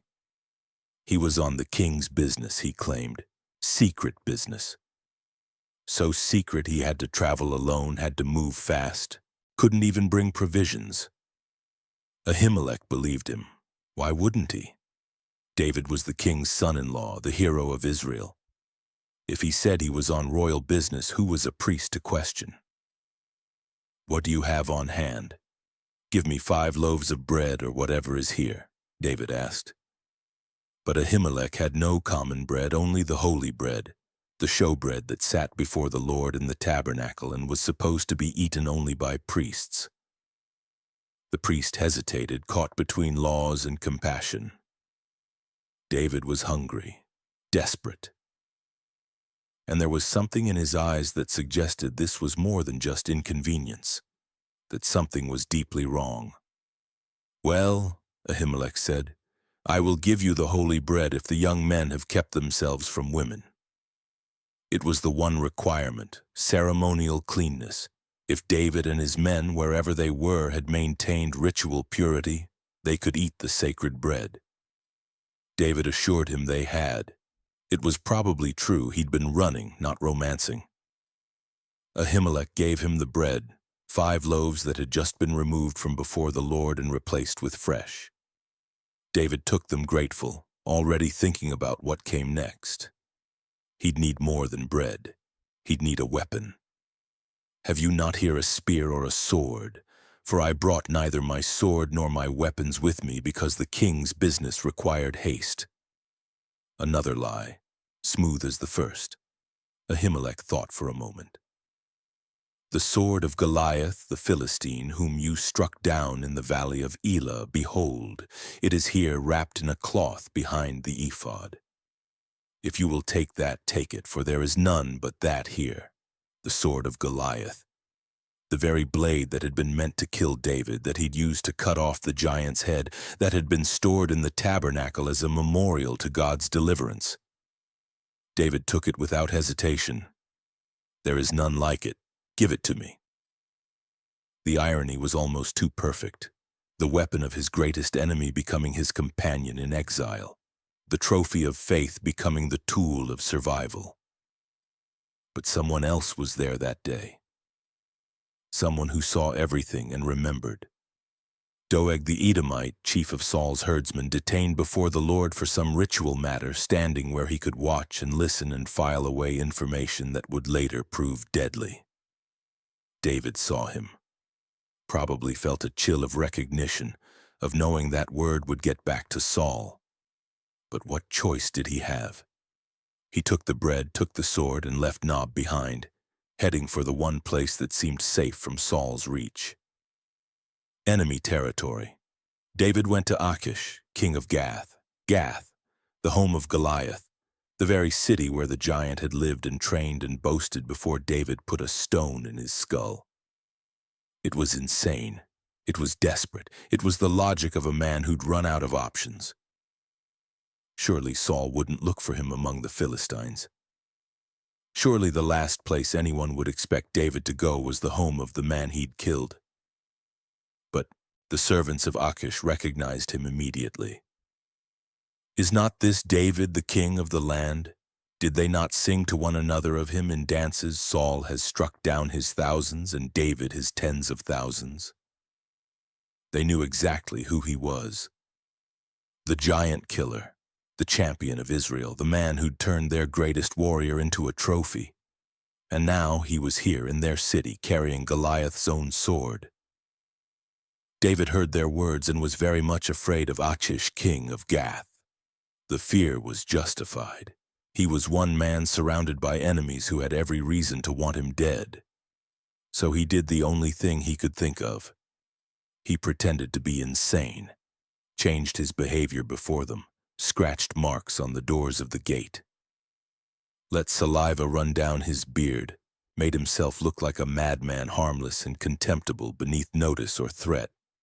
Achish looked at this drooling, scratching fool and said to his servants, "Behold, you see the man is mad. Why then have you brought him to me? Do I lack madmen that you have brought this fellow to behave as a madman in my presence? Shall this fellow come into my house?" And he sent David away, disgusted, uninterested, seeing only a lunatic where his servants had seen a threat. David escaped, fled from Gath, having learned a hard lesson. There was nowhere safe, not in Israel where Saul hunted him, not among the Philistines who remembered what he'd done. He was a man without a country, without protection, without options. So he went to ground in the most literal way possible. he went to a cave. The cave of Adullam was in the wilderness between the Philistine plain and the hills of Judah. Dark, hidden, a hole in the earth where a man could disappear. David went there alone, or nearly alone, and settled into the kind of life he'd thought he'd left behind. No palace, no army, no harp playing for kings, just stone and darkness and the question of what came next. Word spread somehow, perhaps through family networks, perhaps through the whispered intelligence that flows through a kingdom like water through cracks. David was in Adullam. David was alive. David was outside Saul's reach. And people started coming. His brothers heard of it and went down to him along with all his father's house. The family that had dismissed him as the youngest son, that had mocked him for coming to the battlefield, now fled to him for safety. Because if Saul wanted David dead, Saul might not stop with David. The whole family could be at risk. But it wasn't just family who came. And everyone who was in distress, and everyone who was in debt, and everyone who was bitter in soul gathered to him. The desperate, the broken, the failed, the angry. Men who had nothing to lose because they'd already lost everything. Debtors running from creditors. Criminals running from justice. Malcontents running from a system that had ground them down. About 400 men gathered to David, and he became their commander. It was the strangest army Israel had ever seen. Not trained soldiers, but outcasts. Not warriors, but survivors. Men who'd been beaten by life and were ready to follow anyone who offered something different. David looked at them and saw perhaps himself. Anointed but exiled. Chosen but rejected. Promised a throne but living in a cave. These were his people now, not the armies of Israel, not the palace guards. Just 400 desperate men in the wilderness. He organized them, trained them, turned them slowly from a mob into something resembling a fighting force. It was what he knew how to do. Lead, protect, give men something to believe in that was bigger than their own survival. He'd done it with sheep. Now he'd do it with outlaws.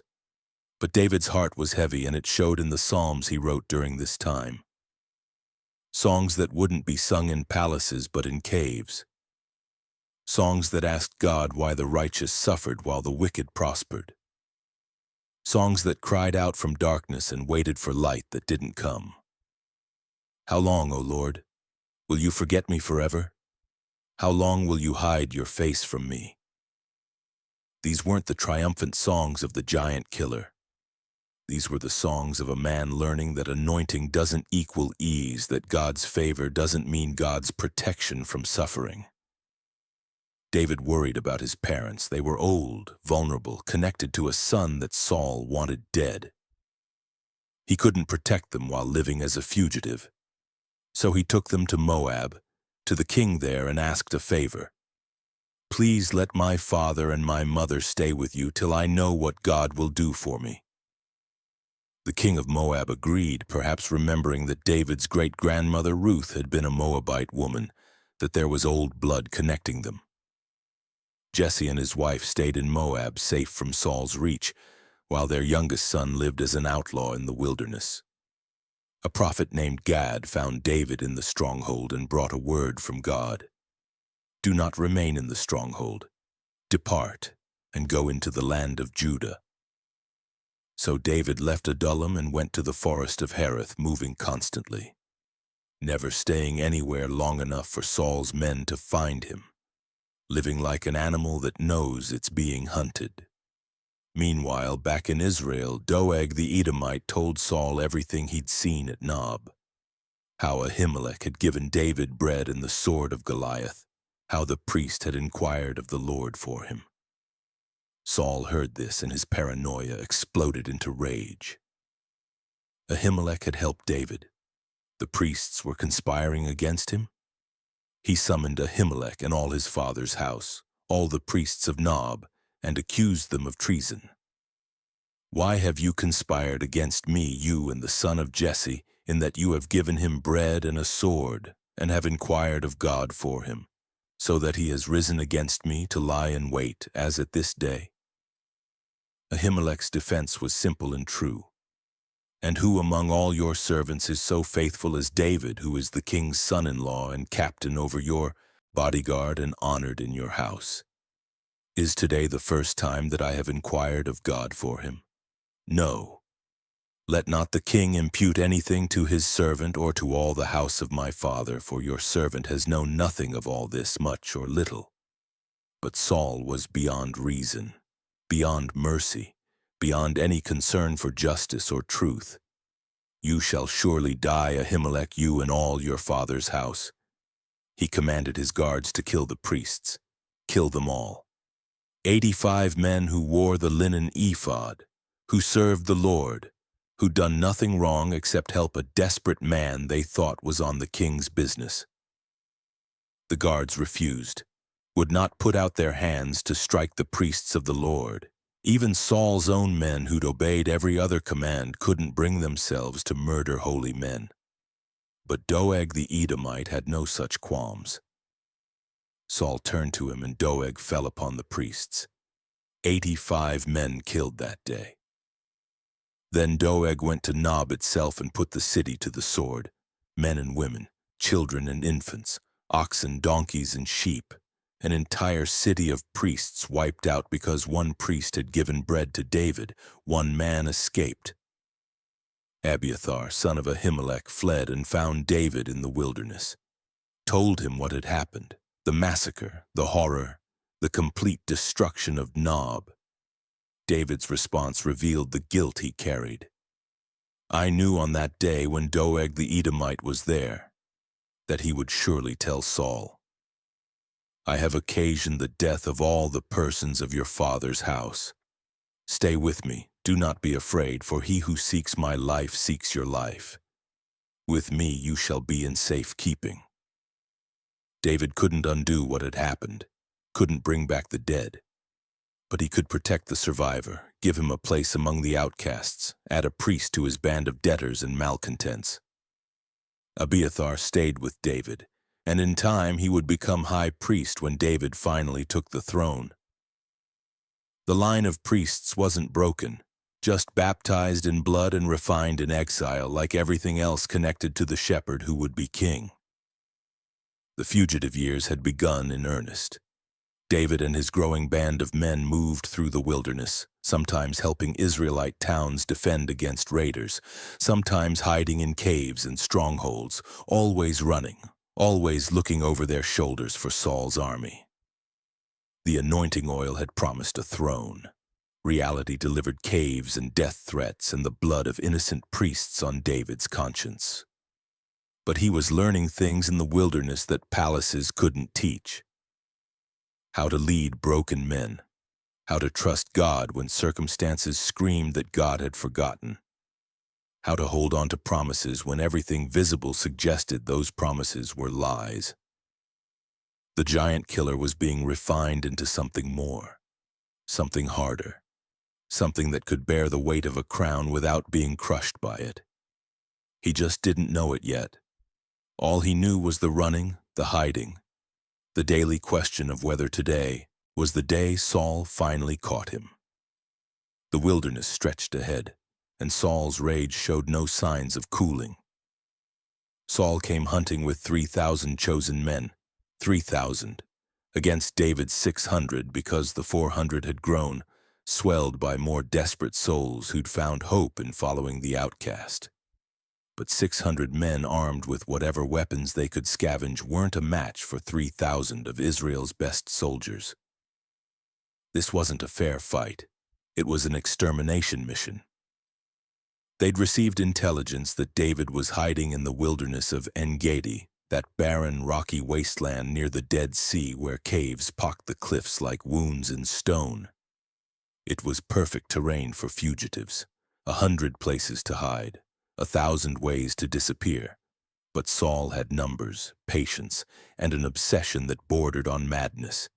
He would search every cave if he had to.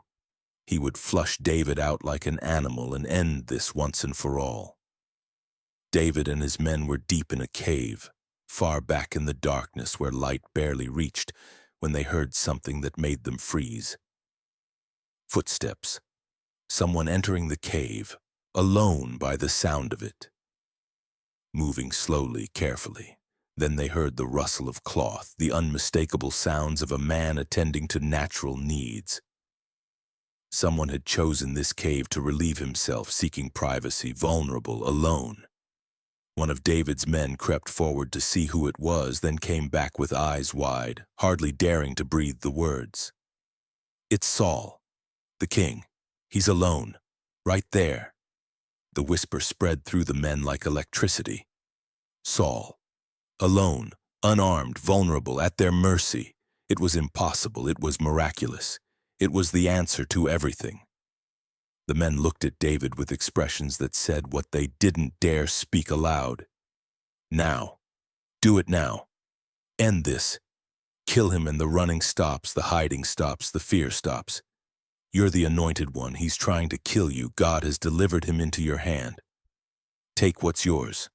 One man whispered urgently to David, giving voice to what they were all thinking. "Here is the day of which the Lord said to you, Behold, I will give your enemy into your hand, and you shall do to him as it shall seem good to you." It was true, wasn't it? God had promised David the kingdom, had anointed him, had protected him through lion attacks and giant battles and months of pursuit. And now God had delivered Saul into David's hand in the most vulnerable moment possible. Surely this was divine providence. Surely this was the moment they'd been waiting for. David rose, moving silently through the darkness, his men watching, waiting for the blade to come out, for the swift strike that would end Saul and crown David in a single motion. He moved close enough to reach Saul, close enough to strike, close enough to fulfill every expectation his men had. And then, instead of drawing his sword, David reached down and cut off a corner of Saul's robe. Just the corner. A piece of fabric, a souvenir, proof that he'd been close enough to kill but had chosen mercy instead. He crept back to his men, and even that small act, that tiny violation of the king's garment, made David's heart strike him. The text uses that phrase. His heart struck him. Conscience like a blow to the chest. Guilt for even that much.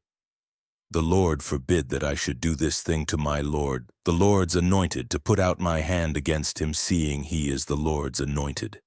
His men couldn't believe what they were hearing. They'd had Saul, right there, helpless. And David was talking about the Lord's anointed, the man trying to murder him, the king who'd massacred priests and spent months hunting David like an animal. That Lord's anointed? But David was adamant. The Lord forbid that I should do this thing to my Lord, the Lord's anointed, to put out my hand against him, seeing he is the Lord's anointed.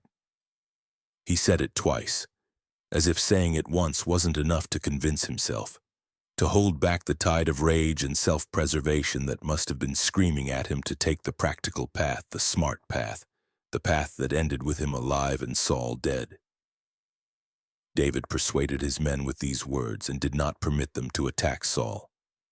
It took persuasion. They didn't want mercy. They wanted survival. And survival meant killing the man who was trying to kill them. But David held firm in his authority over them. The strange power he had to make desperate men follow him into impossible situations held. They stayed back, stayed hidden. Let their chance slip away into the morning light.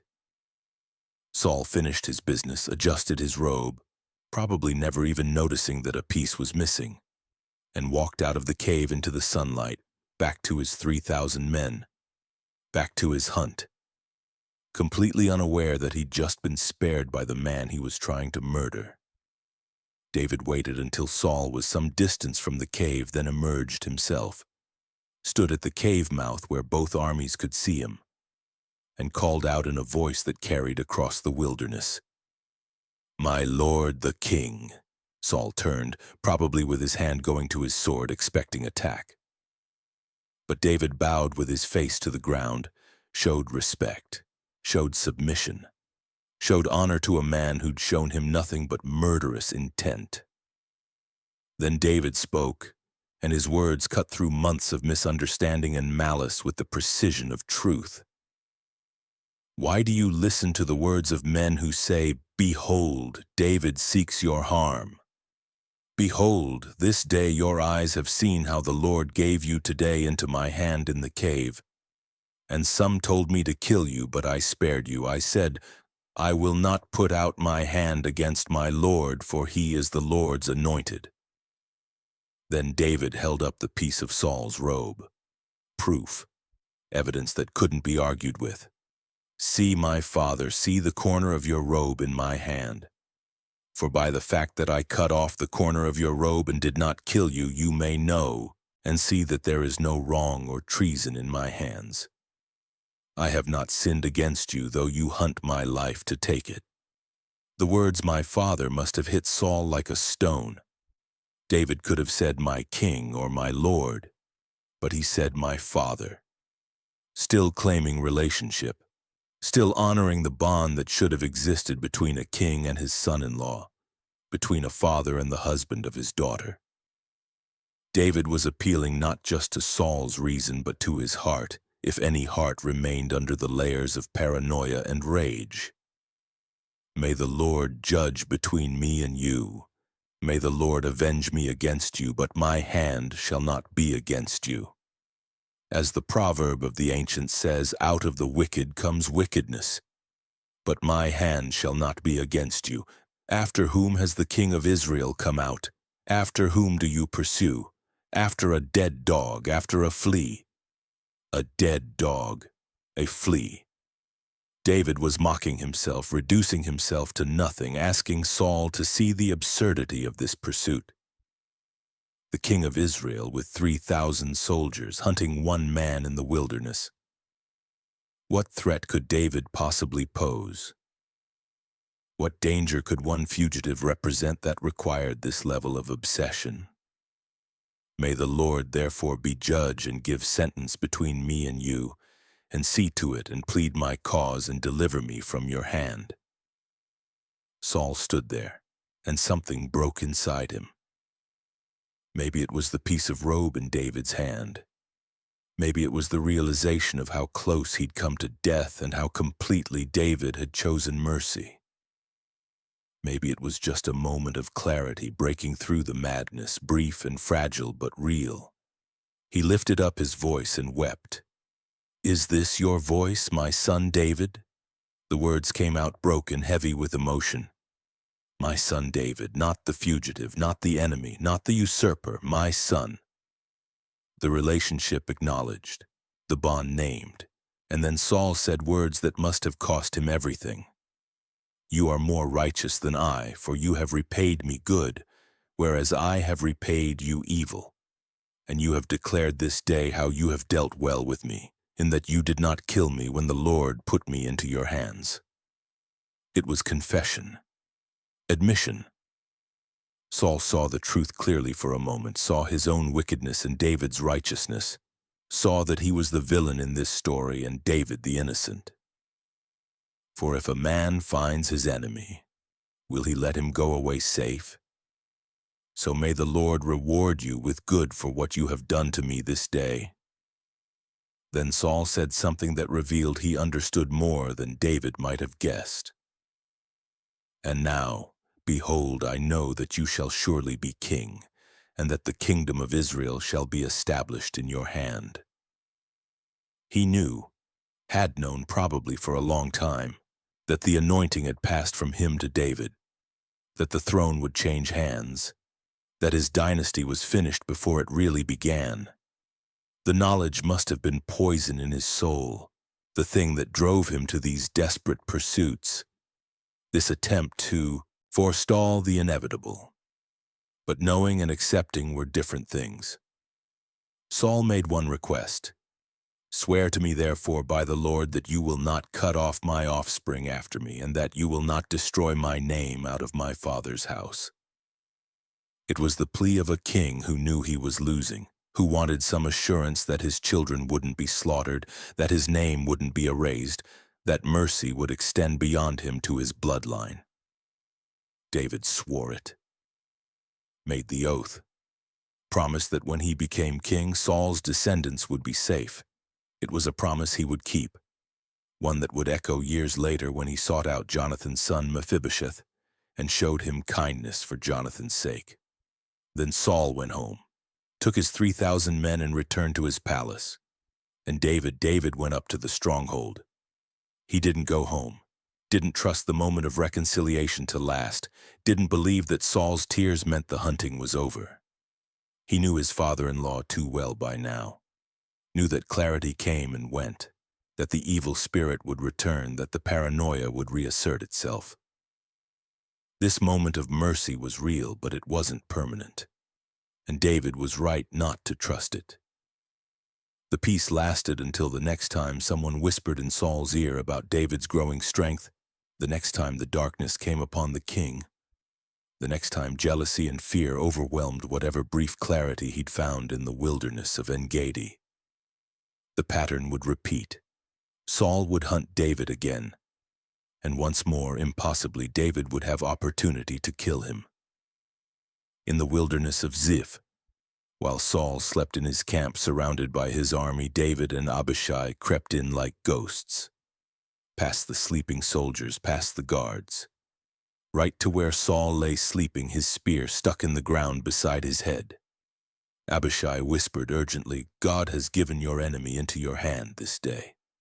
Now please let me pin him to the earth with one stroke of the spear, and I will not strike him twice." One stroke, clean, quick. The end of the running, the beginning of David's reign.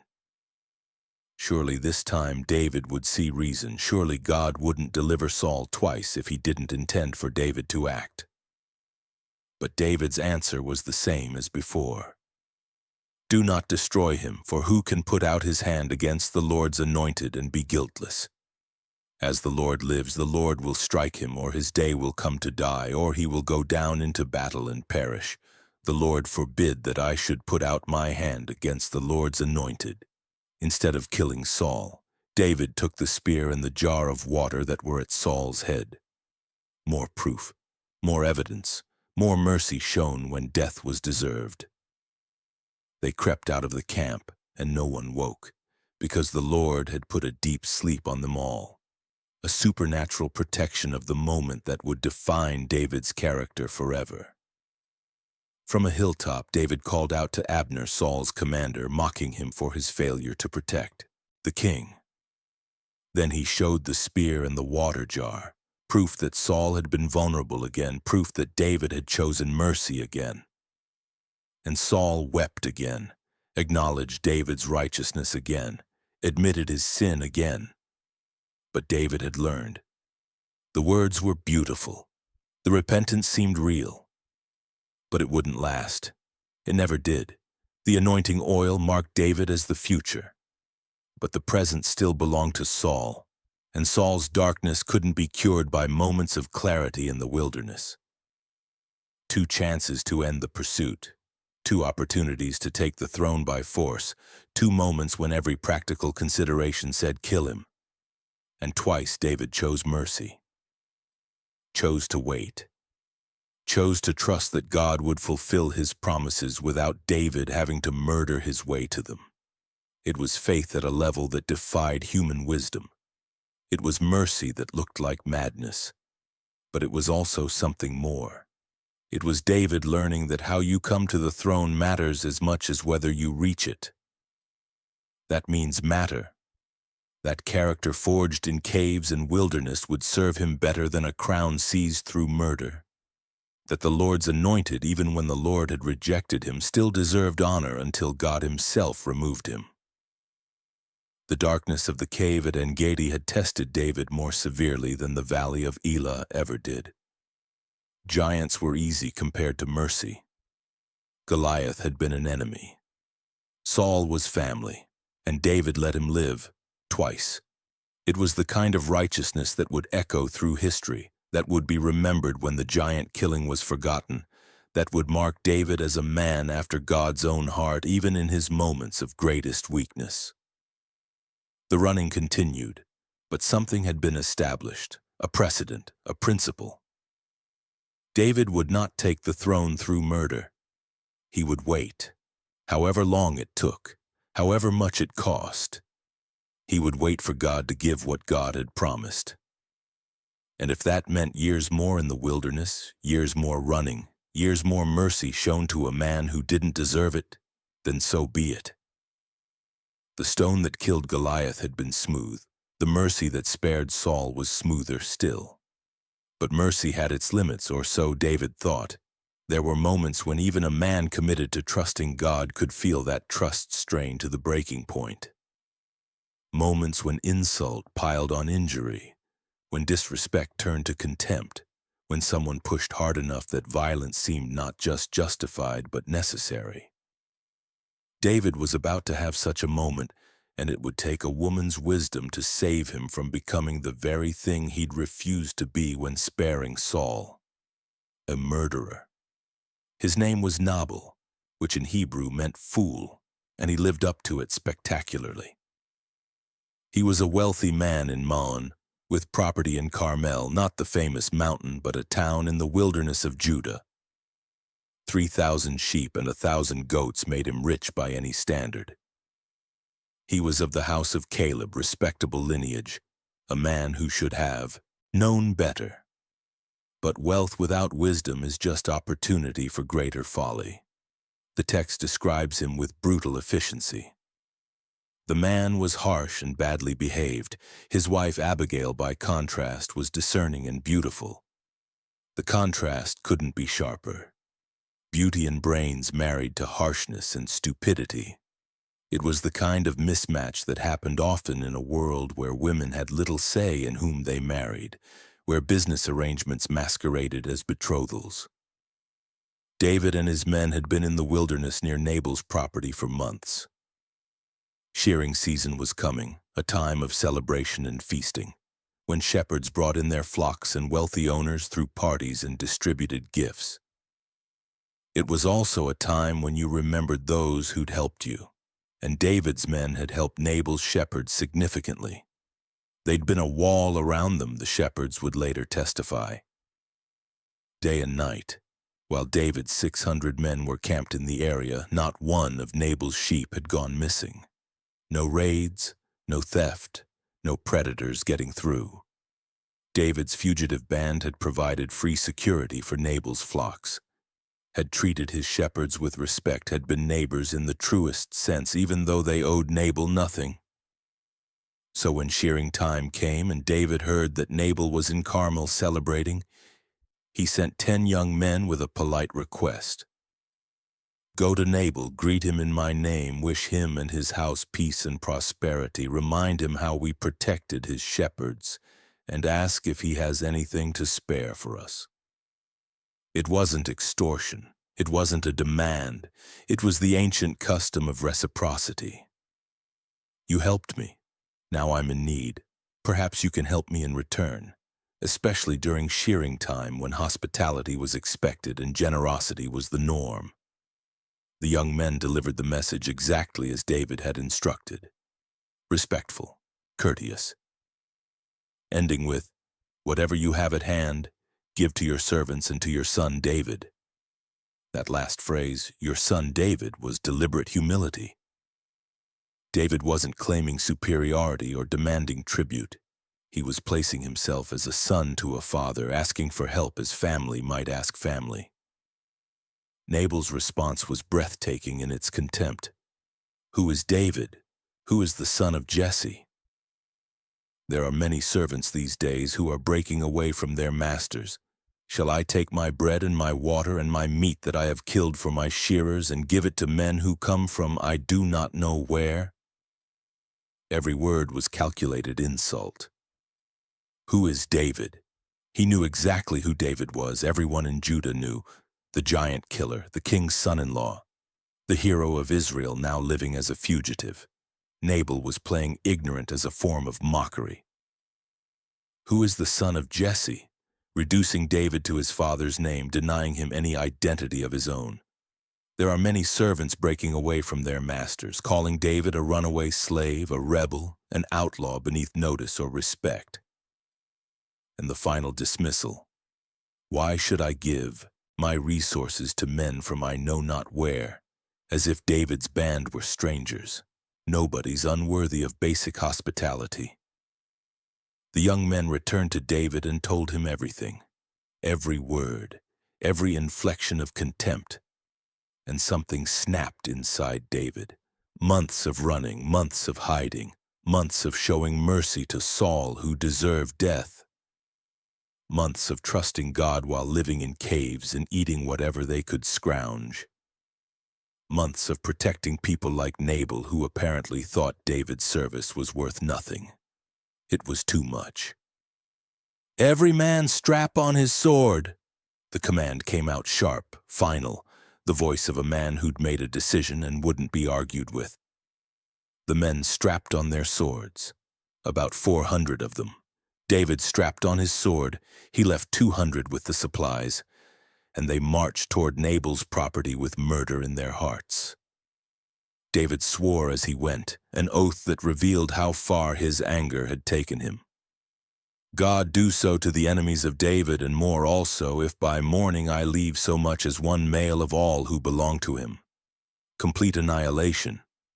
Every man, every boy, everyone connected to Nabal's household dead by dawn. It wasn't military strategy. It wasn't self-defense. It was rage unleashed, fury given permission to destroy, the dark side of David's passion turned toward vengeance. 400 armed men marching toward an unarmed household. There was no question of the outcome. Nabal's shepherds and servants would die. Nabal himself would die. His sons, if he had any, would die. Blood would soak the ground, and David would have his satisfaction and his shame, because killing unarmed men over an insult was exactly the kind of thing that would haunt him forever, that would stain the anointing oil, that would make him the very thing he'd refused to become when he spared Saul. But one of Nabal's servants had more sense than his master. He ran to Abigail and poured out the whole story. David's men had been good to them, had protected them, deserved respect and gratitude. Nabal had hurled insults at David's messengers, and now disaster was coming toward them fast. "Now therefore know this and consider what you should do. For harm is determined against our master and against all his house, and he is such a worthless man that one cannot speak to him." That last phrase revealed everything. The servants knew their master was a fool, knew you couldn't reason with him, knew that he'd brought this on himself and would take them all down with him. So they went to the woman who might be able to fix what the man had broken. Abigail moved fast. No time for arguments or persuasion or trying to change Nabal's mind. The servant was right, you couldn't speak to him. She had to act, immediately. She took 200 loaves of bread, 2 skins of wine, 5 sheep already prepared for cooking, 5 seahs of roasted grain, 100 clusters of raisins, and 200 cakes of figs.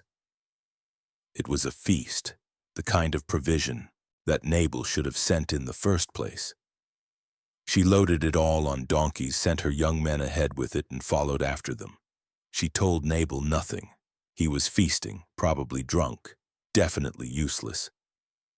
This was her move to make. She rode down into a ravine, probably a wadi, one of those dry riverbeds that cut through the wilderness. And coming up the other side, 400 armed men with David at their head. They saw each other at the same moment. Abigail saw death marching toward her household. David saw a woman alone coming to meet them, and something about it made him pause.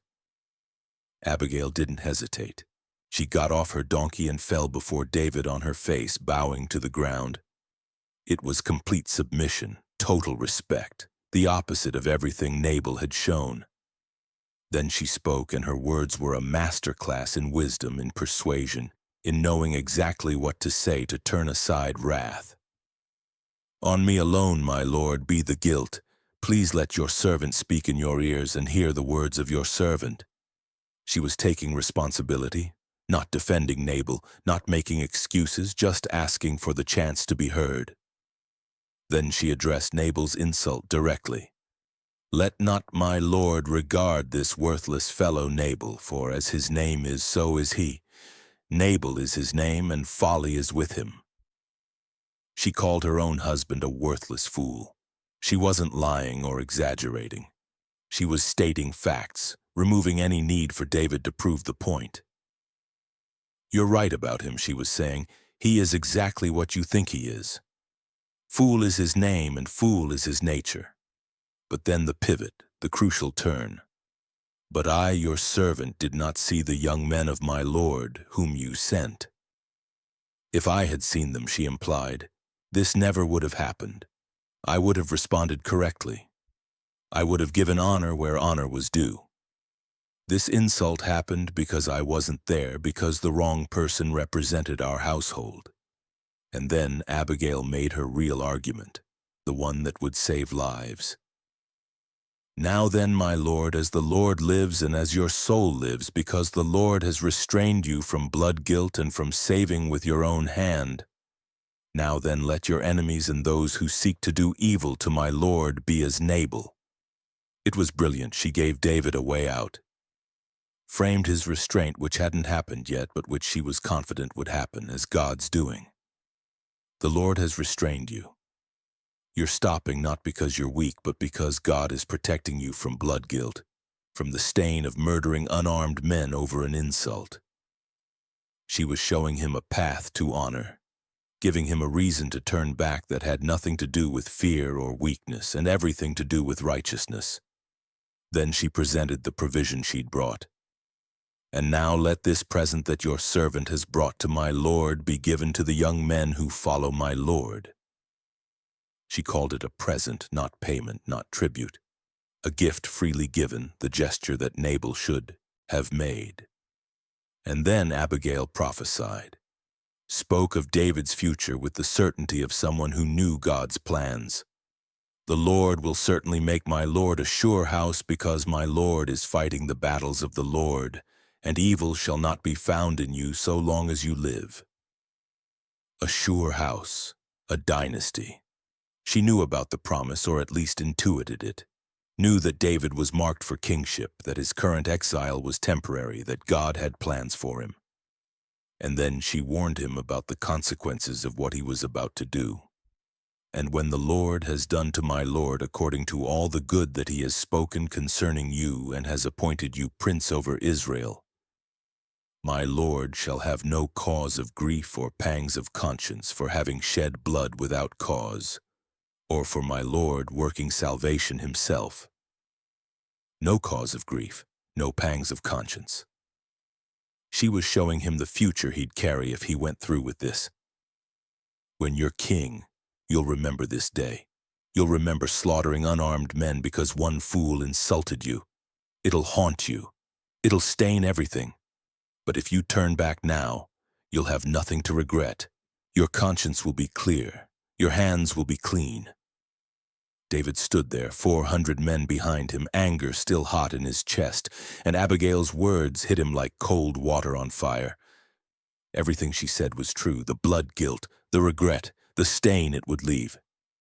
He'd been about to throw away his integrity over an insult, about to become a murderer over some bread and wine, about to destroy the very character he'd been building through years of showing mercy to Saul. His response revealed how completely she'd turned him. "Blessed be the Lord, the God of Israel, who sent you this day to meet me. Blessed be your discretion, and blessed be you who have kept me this day from blood guilt and from working salvation with my own hand." He saw it clearly now. God had sent her, had used her wisdom to save him from himself, from blood guilt, that stain he couldn't wash off, from working salvation with his own hand, from trying to solve his problems through violence when he should have trusted God's justice. "For as surely as the Lord, the God of Israel, lives, who has restrained me from hurting you, unless you had hurried and come to meet me, truly by morning there had not been left to Nabal so much as one male." He acknowledged how close it had been, how real the danger was, how completely she'd changed his course. David received the provision she'd brought, sent her back in peace. Told her, "Go up in peace to your house. See, I have obeyed your voice, and I have granted your petition." Abigail returned home to find Nabal throwing a feast fit for a king, drunk and merry, completely oblivious to how close he'd come to death, to how his wife had just saved every life in his household. She said nothing to him that night. What was the point? He was too drunk to understand, too foolish to care. She waited until morning, until the wine had gone out of him, and then she told him everything. His heart died within him, and he became as a stone. Whether it was stroke or heart attack, or simply the shock of realizing how close death had come, Nabal's body gave out. He lay there paralyzed, unable to move or speak for about 10 days. And then the Lord struck him and he died. When David heard that Nabal was dead, his response revealed how he'd processed the whole encounter. "Blessed be the Lord who has avenged the insult I received at the hand of Nabal, and has kept back his servant from wrongdoing. The Lord has returned the evil of Nabal on his own head." God had handled it, had brought justice without David having to sin to get it. The lesson was stark and clear. Trust, wait. Let God settle accounts. Don't take salvation into your own hands. Then David did something that showed how deeply Abigail had impressed him. He sent messengers to propose marriage. She was free now, widowed, and David wanted this woman of wisdom and beauty to be his wife. Her response was humble, immediate. She bowed her face to the ground and said, "Behold, your handmaid is a servant to wash the feet of the servants of my Lord." Then she rose, took 5 young women with her, and went to become David's wife. The woman who'd saved David from bloodshed became the woman who shared his exile. The wisdom that had turned aside 400 armed men now belonged to the camp of fugitives. And David learned something he'd never forget. That wisdom was worth more than weapons. That the right words at the right time could do what swords couldn't. That God sent help in unexpected forms, sometimes as a woman on a donkey carrying food and truth in equal measure. The bloodshed that almost happened became the bloodshed that didn't. And that mercy, like the mercy shown to Saul, became part of who David was, a man learning to wait for God's justice instead of manufacturing his own, a man being refined in wilderness into something worthy of a throne. But even wisdom has its breaking point. Even faith, tested long enough, can crack under the weight of unrelenting pressure. David had spared Saul twice, had turned away from bloodshed at Abigail's word, had trusted God through months that stretched into years of running, hiding, living in caves like an animal. And still Saul hunted him. Still the threat remained. Still every day brought the possibility of discovery, betrayal, death. Something changed in David during those endless fugitive years. A weariness settled into his bones, a desperation that even faith couldn't quite dispel. The text preserves his own words, spoken perhaps to his men, perhaps to himself, the dark thoughts that come when hope feels like a luxury you can't afford. "Now I shall perish one day by the hand of Saul. There is nothing better for me than that I should escape to the land of the Philistines. Then Saul will despair of seeking me any longer within the borders of Israel, and I shall escape out of his hand." It was logic born of exhaustion, calculated surrender to reality. If he stayed in Israel, Saul would eventually catch him. Numbers favored the king. Resources favored the king. Time favored the king. David could be perfect in his vigilance, could show mercy 100 times, could trust God with absolute devotion, and all it would take was one mistake, one betrayal, one moment of bad luck, and it would all be over. But if he went to the Philistines, Saul couldn't follow. The Philistines were Israel's enemies, yes, but they were also a separate kingdom with their own territory, their own sovereignty. Saul's authority ended at the border. His army couldn't march into Philistine lands without starting a war he couldn't afford. If David crossed that border, he'd be beyond Saul's reach. Safe. Finally, completely safe. The irony was thick enough to choke on. David, anointed king of Israel, was about to seek refuge among Israel's greatest enemies. The man who'd killed Goliath of Gath was about to go live in Gath. The champion who'd made the Philistines flee in terror at the valley of Elah was about to ask them for asylum. It was madness. It was desperation. It was the choice you make when all the good choices have run out. So David arose and went over, he and the 600 men who were with him, to Achish the son of Maok, king of Gath, the same Achish before whom David had pretended to be insane years earlier. But this time David wasn't alone and helpless. He came with an army, small by kingdom standards but substantial enough to be useful. He came with wives, Ahinoam and Abigail, and his men brought their households. He came not as a fugitive seeking temporary shelter, but as a military commander offering his services. And Achish accepted. Maybe he remembered David from before and found it amusing that the giant killer now needed Philistine protection. Maybe he saw strategic value in harboring Israel's greatest warrior, in having David's expertise on his side instead of arrayed against him. Maybe he simply calculated that an enemy of Saul could be a friend of Gath. Whatever his reasoning, Achish gave David permission to stay. David dwelt with Achish at Gath, he and his men, every man with his household. It must have been strange beyond words, living among the people he'd fought, walking streets where Goliath had walked, seeing Philistine soldiers who might have stood in the valley of Elah watching their champion fall. Some of them probably recognized him, probably muttered when he passed, probably wondered what their king was thinking harboring this particular enemy. But Achish seemed pleased with the arrangement, especially when word reached Saul that David had fled to Gath. Just as David had predicted, Saul gave up the chase. Why pursue a man who'd voluntarily exiled himself among enemies? David was Achish's problem now. Let the Philistines deal with him.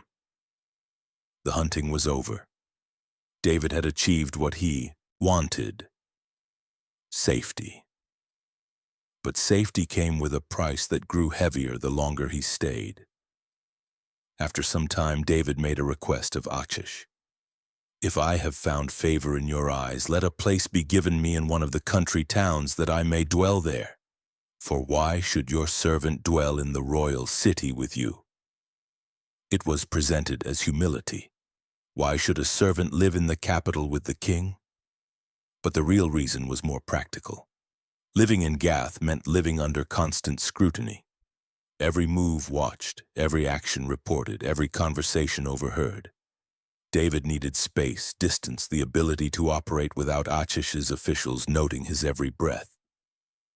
Achish gave him Ziklag, a town on the southern frontier of Philistine territory, near the wilderness, far from Gath's oversight. It was perfect for David's purposes, and those purposes were darker than Achish understood, because David wasn't planning to live peacefully in Philistine territory.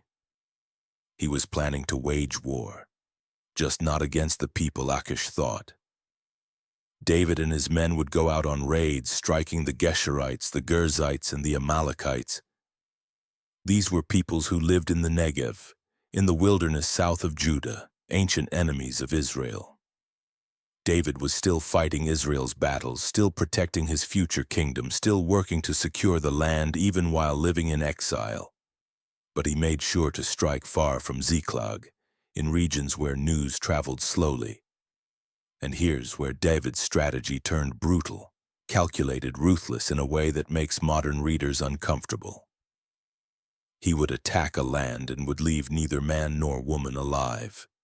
The text is clear. Total annihilation. Every person killed. Then David would take the livestock, the sheep, the oxen, the donkeys, the clothing, whatever was valuable, and return to Achish. When Achish asked, "Where have you made a raid today?" David would lie smoothly. "Against the Negeb of Judah," he'd say. Or, "Against the Negeb of the Jerahmeelites." Or, "Against the Negeb of the Kenites." Regions in southern Judah, Israelite territory. Making it sound like he was raiding his own people, attacking Judah, proving his loyalty to Philistia by making himself an enemy of Israel. And Achish believed him. Why wouldn't he? David brought back livestock and goods. The story was plausible. "He has made himself an utter stench to his people Israel," Achish thought with satisfaction. "Therefore he shall always be my servant."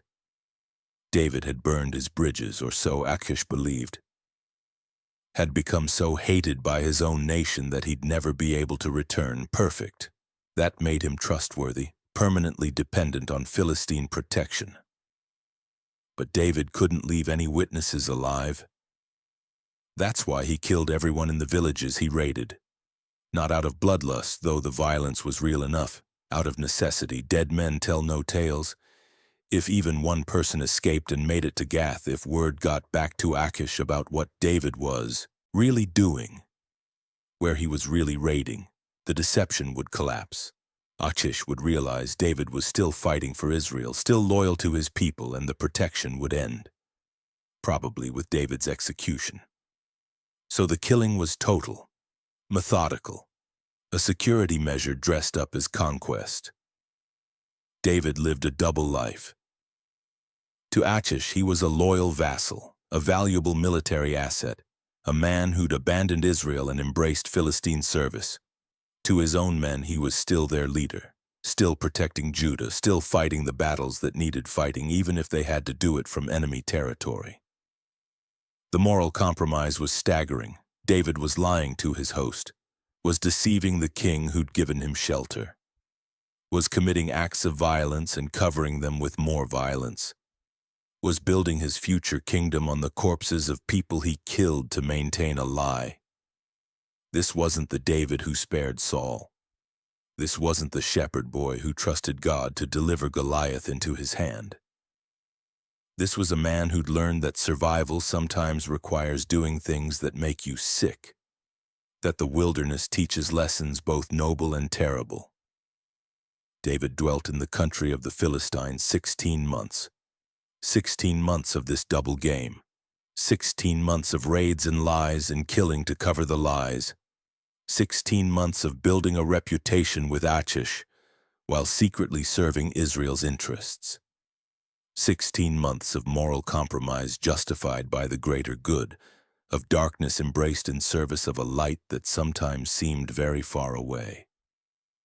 The Psalms David wrote during this period, if he wrote any, don't appear in Scripture. What song could capture this? What prayer could hold both the faith he still carried and the deception he lived daily? Lord, I'm lying to the man who gave me shelter. I'm killing whole villages to protect my lies. I'm serving among your people's enemies while telling myself I'm still serving you. Is this what anointing looks like? Is this what you meant when you poured oil on my head in Bethlehem? The text doesn't judge David explicitly, doesn't condemn or praise what he did in Ziklag, just records it, preserving the complexity, letting us see that even men after God's own heart sometimes find themselves in situations where every choice is stained, where righteousness and survival don't align neatly, where you do what you have to do and ask God to sort it out later. But consequences were building. The Philistines were gathering their forces for war against Israel. A massive campaign, all 5 Philistine cities contributing troops marching north to strike at Saul's kingdom.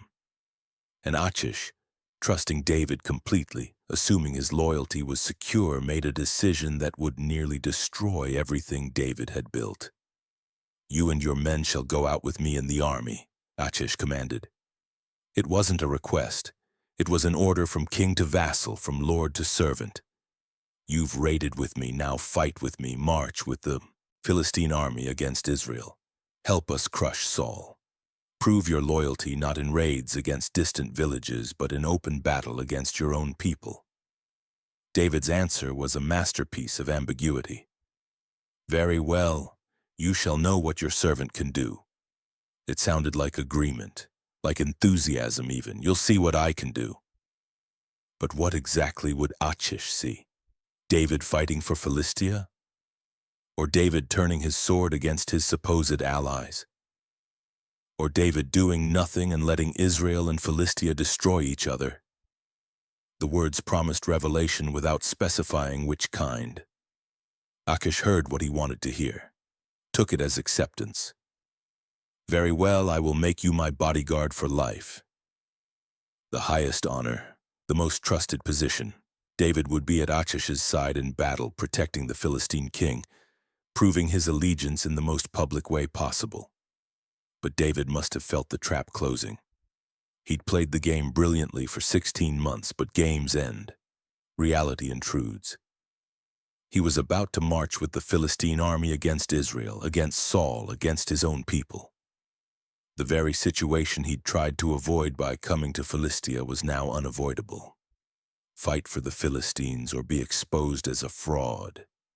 Kill Israelites or die as a traitor. Choose between the nation that had driven him into exile and the enemies who'd given him shelter under false pretenses. The shepherd boy who'd killed Goliath with faith now stood in Goliath's homeland, wearing the armor of compromise, facing a battle that would force him to choose between impossible loyalties. The anointing oil had promised a throne. The exile among enemies had taught him that the path to that throne ran through places darker than any valley of shadow, through moral territory where right and wrong blurred into the same shade of gray.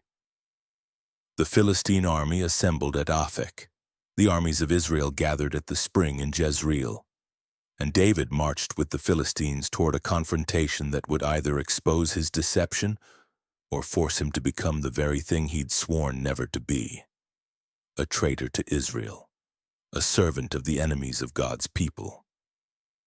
16 months of lies were about to come due, and David, surrounded by 600 men who trusted him, married to women who'd followed him into exile carrying an anointing that promised kingship, had no idea how God would deliver him from the trap his own choices had built. Sometimes faith means trusting God when you're in the wilderness. And sometimes it means trusting him when you've walked into enemy territory and can't see a way out. The Philistine army was a sight to make hearts fail. 5 cities had contributed their forces, thousands upon thousands of warriors marching in formation, bronze armor glinting. Spears like a forest of iron moving north toward Israel. They passed in review by hundreds and by thousands, a display of military might that declared their intention plainly. This wasn't a raid. This was invasion. This was the campaign that would finally break Israel's back and establish Philistine dominance once and for all. And there, marching in the rear with Achish, were David and his men. 600 Israelites in a Philistine army heading toward a battle against their own nation. The situation was impossible, suffocating. David's men must have looked at each other with questions they couldn't voice. What were they doing here? How had it come to this? Were they really going to fight their brothers? Kill men who worshiped the same God, who shared their bloodline, who'd done nothing to them except be led by a king who wanted David dead? The commanders of the Philistines noticed them. Hard not to, when David's contingent stood out like a wound in the army's cohesion. What are these Hebrews doing here? The question came loaded with suspicion, with contempt, with the very reasonable observation that having Israelites in your army when you're about to fight Israel seemed strategically insane. Achish defended his decision, his voice carrying the confidence of a man who thought he'd made a brilliant play. Is this not David, the servant of Saul, king of Israel, who has been with me now for days and years? And since he deserted to me, I have found no fault in him to this day. Days and years. Achish was highlighting David's long service, the time spent proving loyalty, the apparent completeness of his defection from Israel. No fault found, not once. David had been the perfect vassal, reliable, effective, valuable. Why would Achish doubt him now? But the commanders of the Philistines were angry with Achish. Their objection cut through political niceties straight to military reality. Send the man back, that he may return to the place to which you have assigned him. He shall not go down with us to battle, lest in the battle he become an adversary to us, for how could this fellow reconcile himself to his Lord? Would it not be with the heads of the men here? The logic was irrefutable. How does a defector prove his loyalty is genuine? By bringing his former master the heads of his new allies. David had every incentive to switch sides mid-battle, to turn his 600 trained warriors against the Philistines at the crucial moment, to buy his way back into Saul's favor with Philistine blood. And they remembered the songs, those cursed songs that the women of Israel had sung. Saul has struck down his thousands and David his 10,000s. This wasn't some minor officer.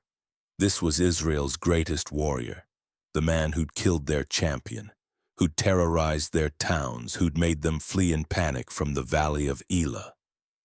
The commanders continued their argument. Is not this David, of whom they sing to one another in dances, Saul has struck down his thousands and David his 10,000s? The song that had ignited Saul's jealousy now saved David from the impossible choice. The Philistines didn't trust him, wouldn't have him in their Qom battle line, would rather send him away than risk treachery. Achish had no choice. He couldn't override the collective judgment of his fellow commanders, couldn't risk the unity of the coalition over one vassal, no matter how valuable. He called David to him, and his words revealed his genuine disappointment. As the Lord lives, you have been honest, and to me it seems right that you should march out and in with me in the campaign.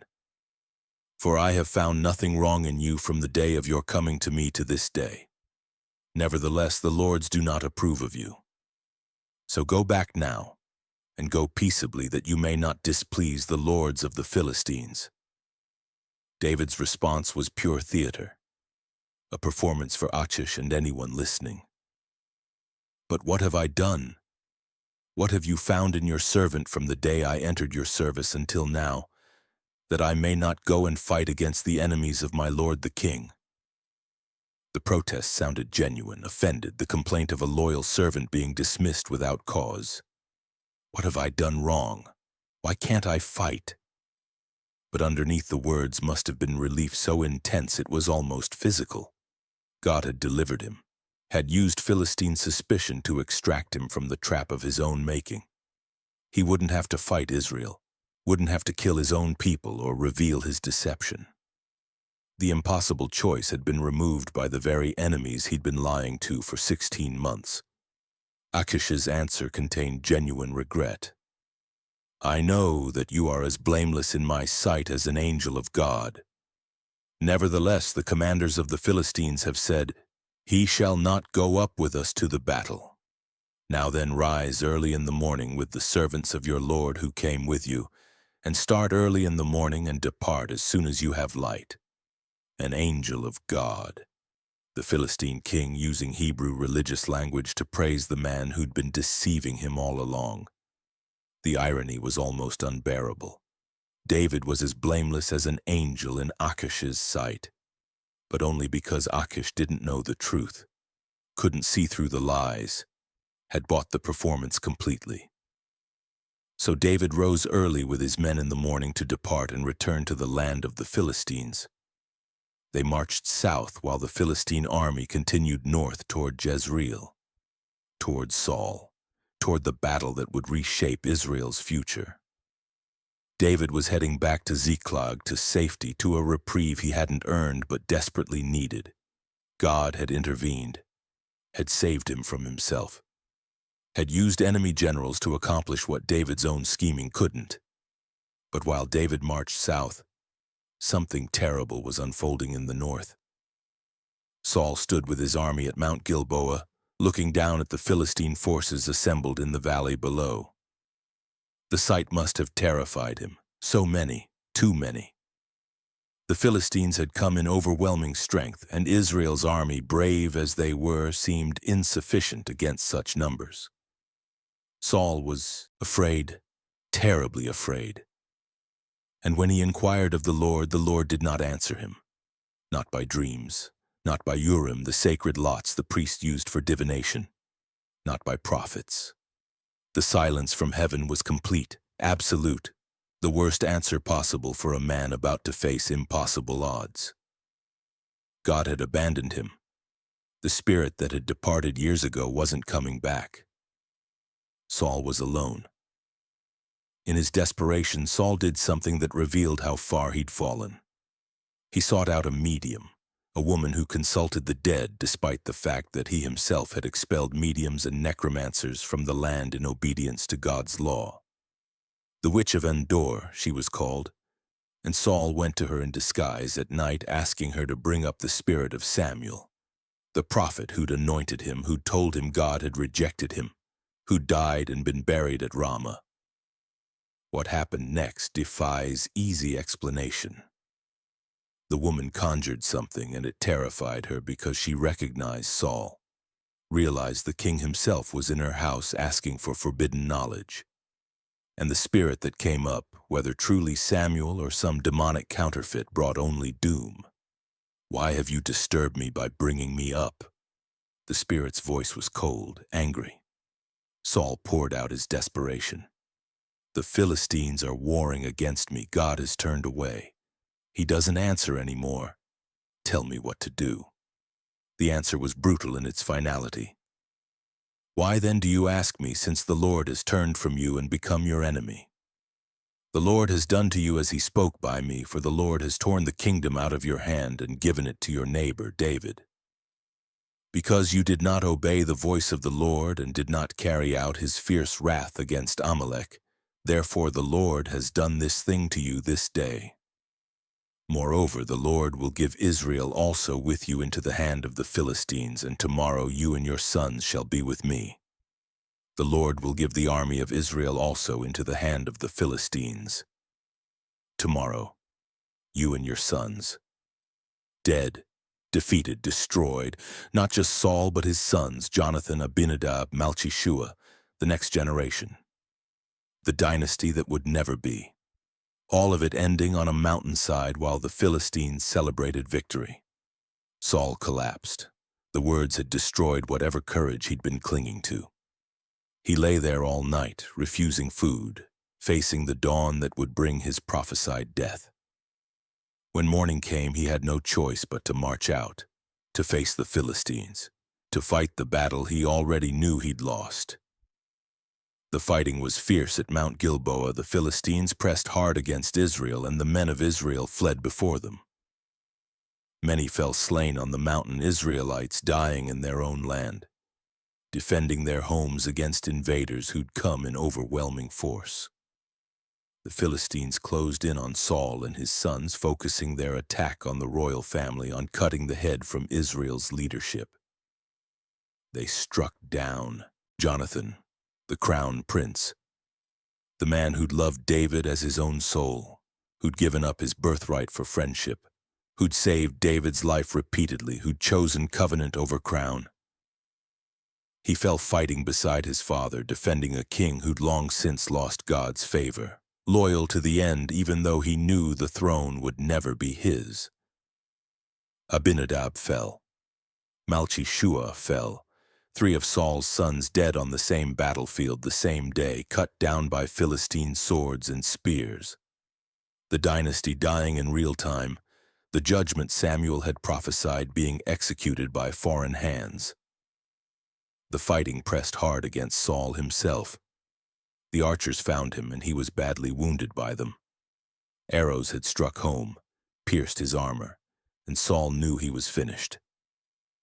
Knew capture was coming if he didn't act. Knew the Philistines would make sport of him if they took him alive, would torture Israel's king as entertainment, would parade him as a trophy before their cities.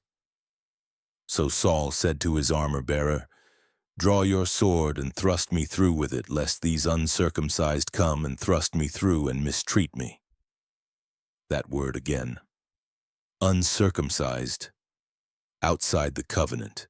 The same word David had used about Goliath.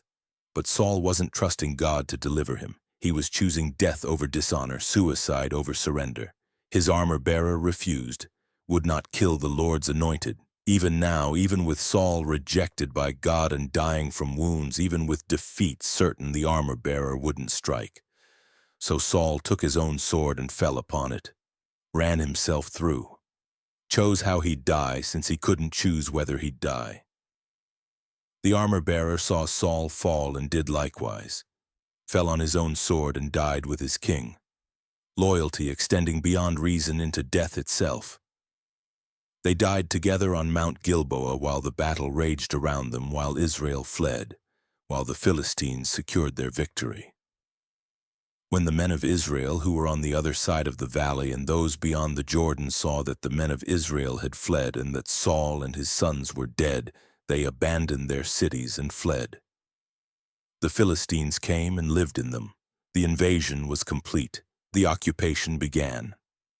Israel's heartland was now Philistine territory, and the king who'd united the tribes lay dead on a mountain with his sons around him.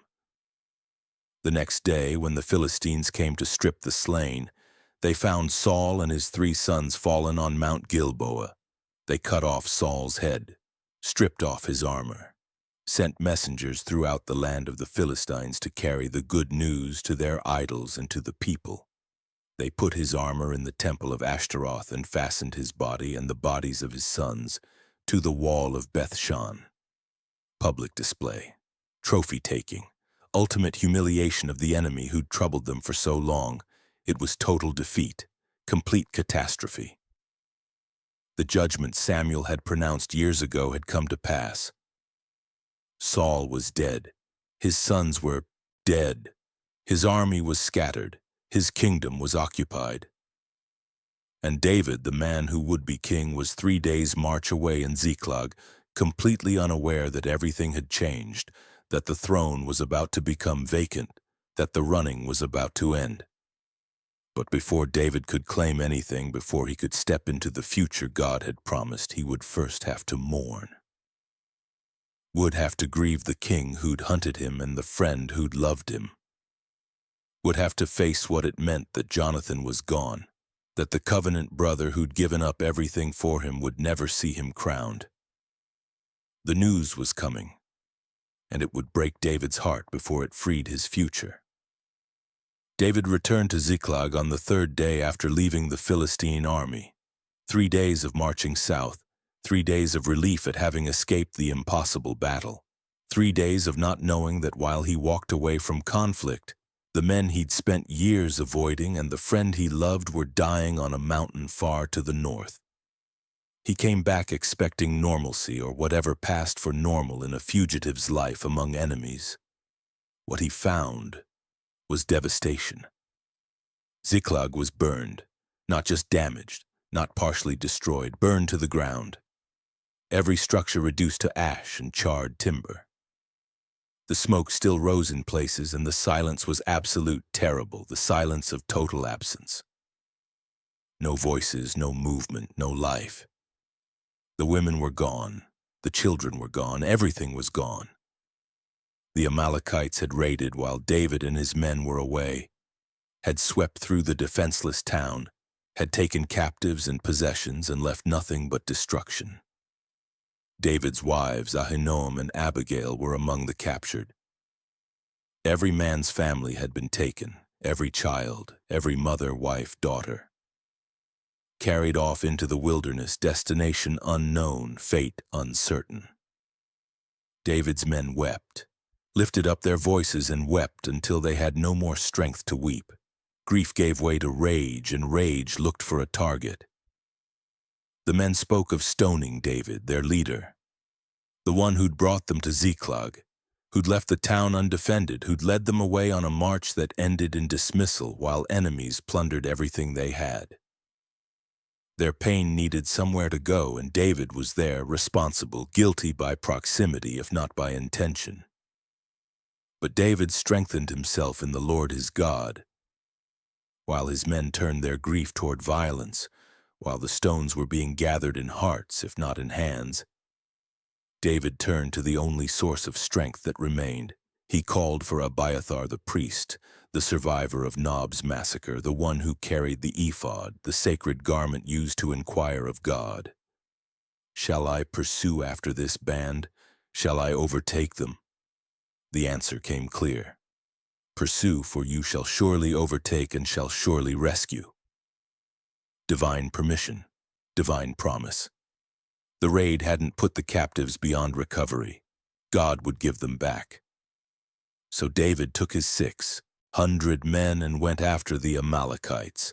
Grief transformed into purpose, rage channeled into rescue. They reached the brook Besor, and 200 men were too exhausted to continue, too worn from the march to the Philistine army, the dismissal, the return to Ziklag, the shock of the raid, the weeping. They stayed behind with the baggage while 400 pressed on, following whatever trail they could find, desperate, driven, knowing their families' lives depended on speed. They found an Egyptian in the field, abandoned by his Amalekite master when he fell sick 3 days earlier. David's men gave him food and water, brought him back to consciousness, and learned from him where the raiders had gone. The Egyptian guided them, and they fell upon the Amalekites at dawn, struck them down from twilight until the evening of the next day. Only 400 young men escaped on camels. Everyone else was recovered. David's wives, every captive, every possession, nothing was missing. It was total victory, total recovery, exactly as God had promised. David divided the spoil with wisdom that would become law in Israel, giving equal shares to those who fought and those who guarded the baggage. For as his share is who goes down into the battle, so shall his share be who stays by the baggage. They shall share alike, justice and generosity combined. The rescue was complete, but while David was recovering his household from Amalekites, while he was turning grief into triumph, a young man was running south from Mount Gilboa with news that would destroy whatever joy the recovery had brought. He came to Ziklag on the 2nd day after David returned from striking down the Amalekites.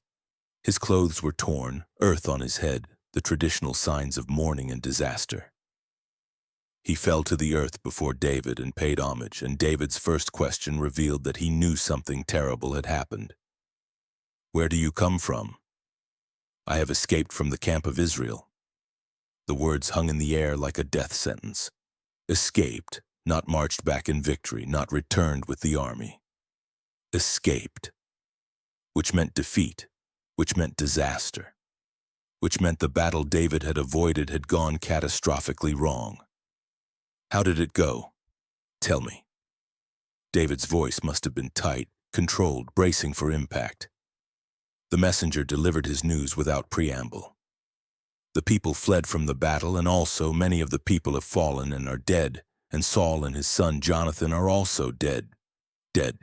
Saul and Jonathan both, the king and the prince, the hunter and the friend. The man who'd tried to kill David and the man who'd saved him.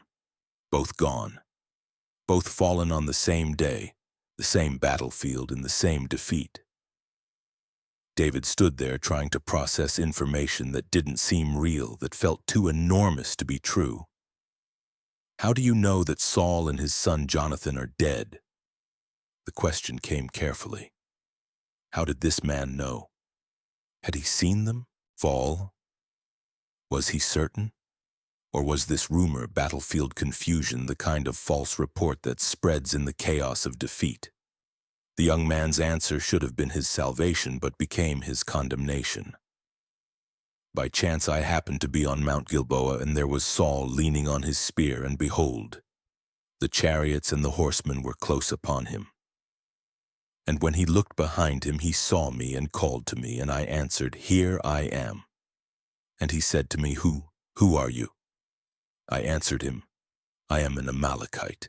And he said to me, 'Stand beside me and kill me, for anguish has seized me, and yet my life still lingers.'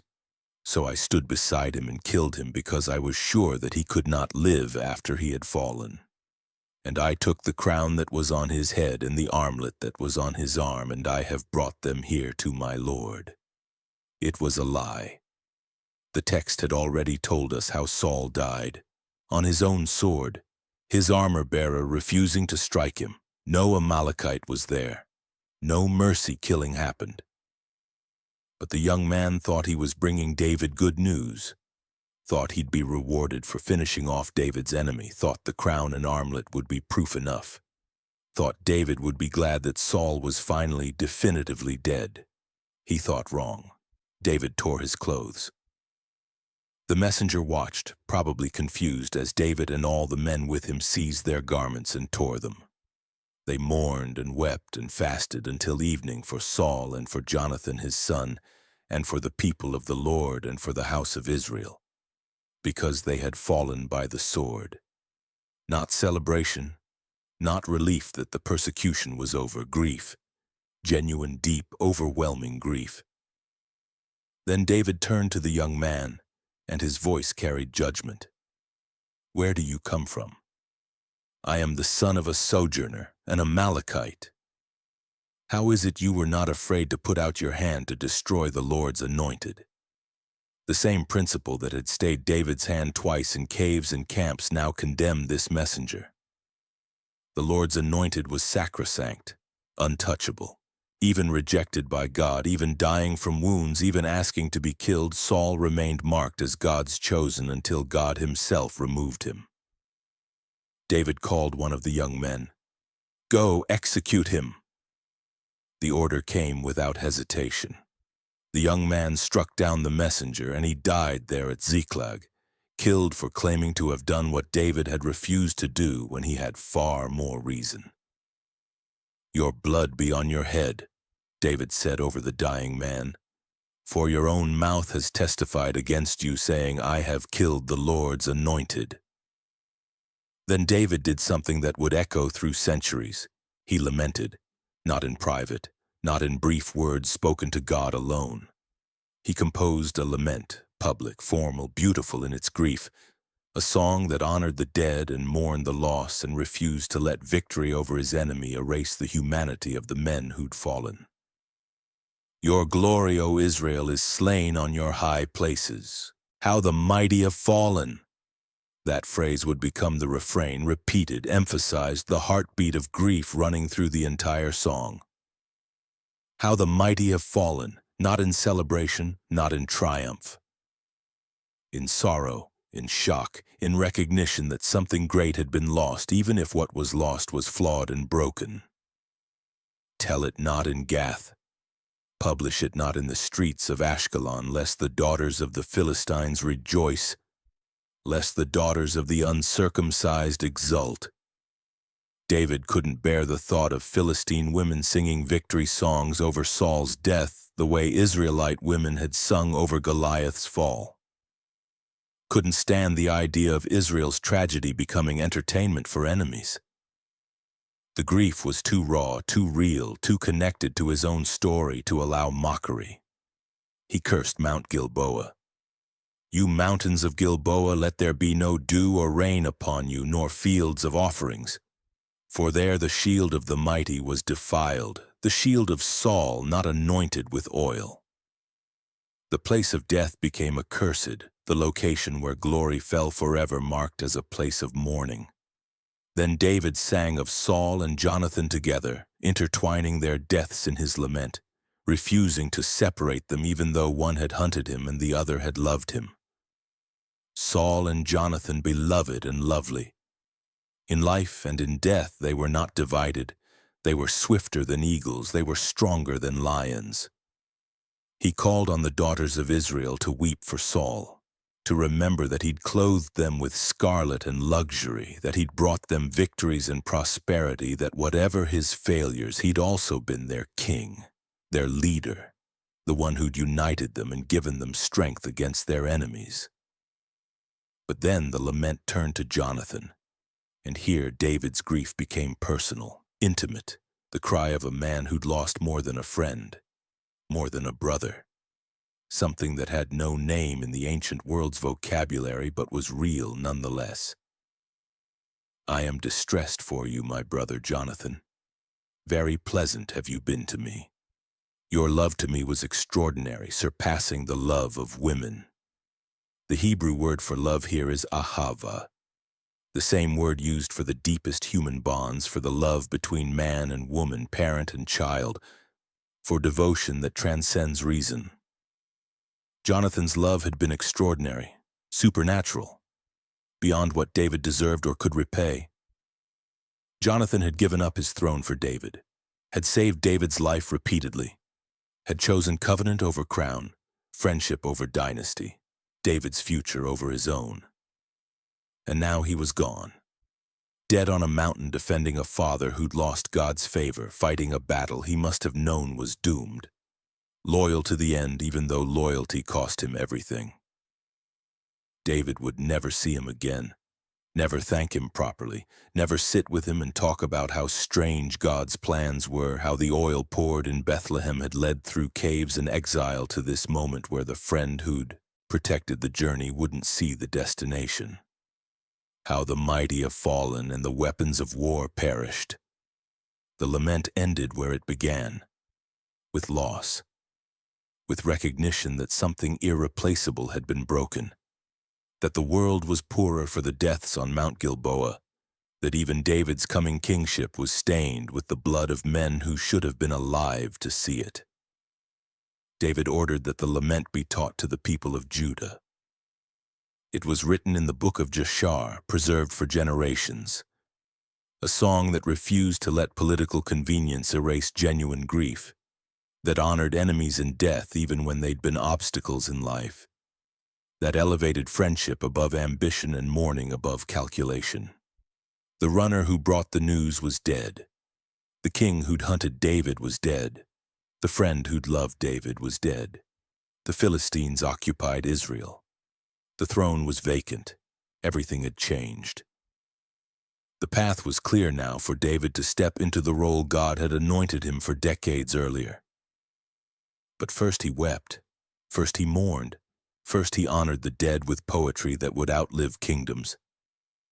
First he taught Israel that even the Lord's anointed, even the rejected king, even the fallen dynasty deserved grief and respect and remembrance.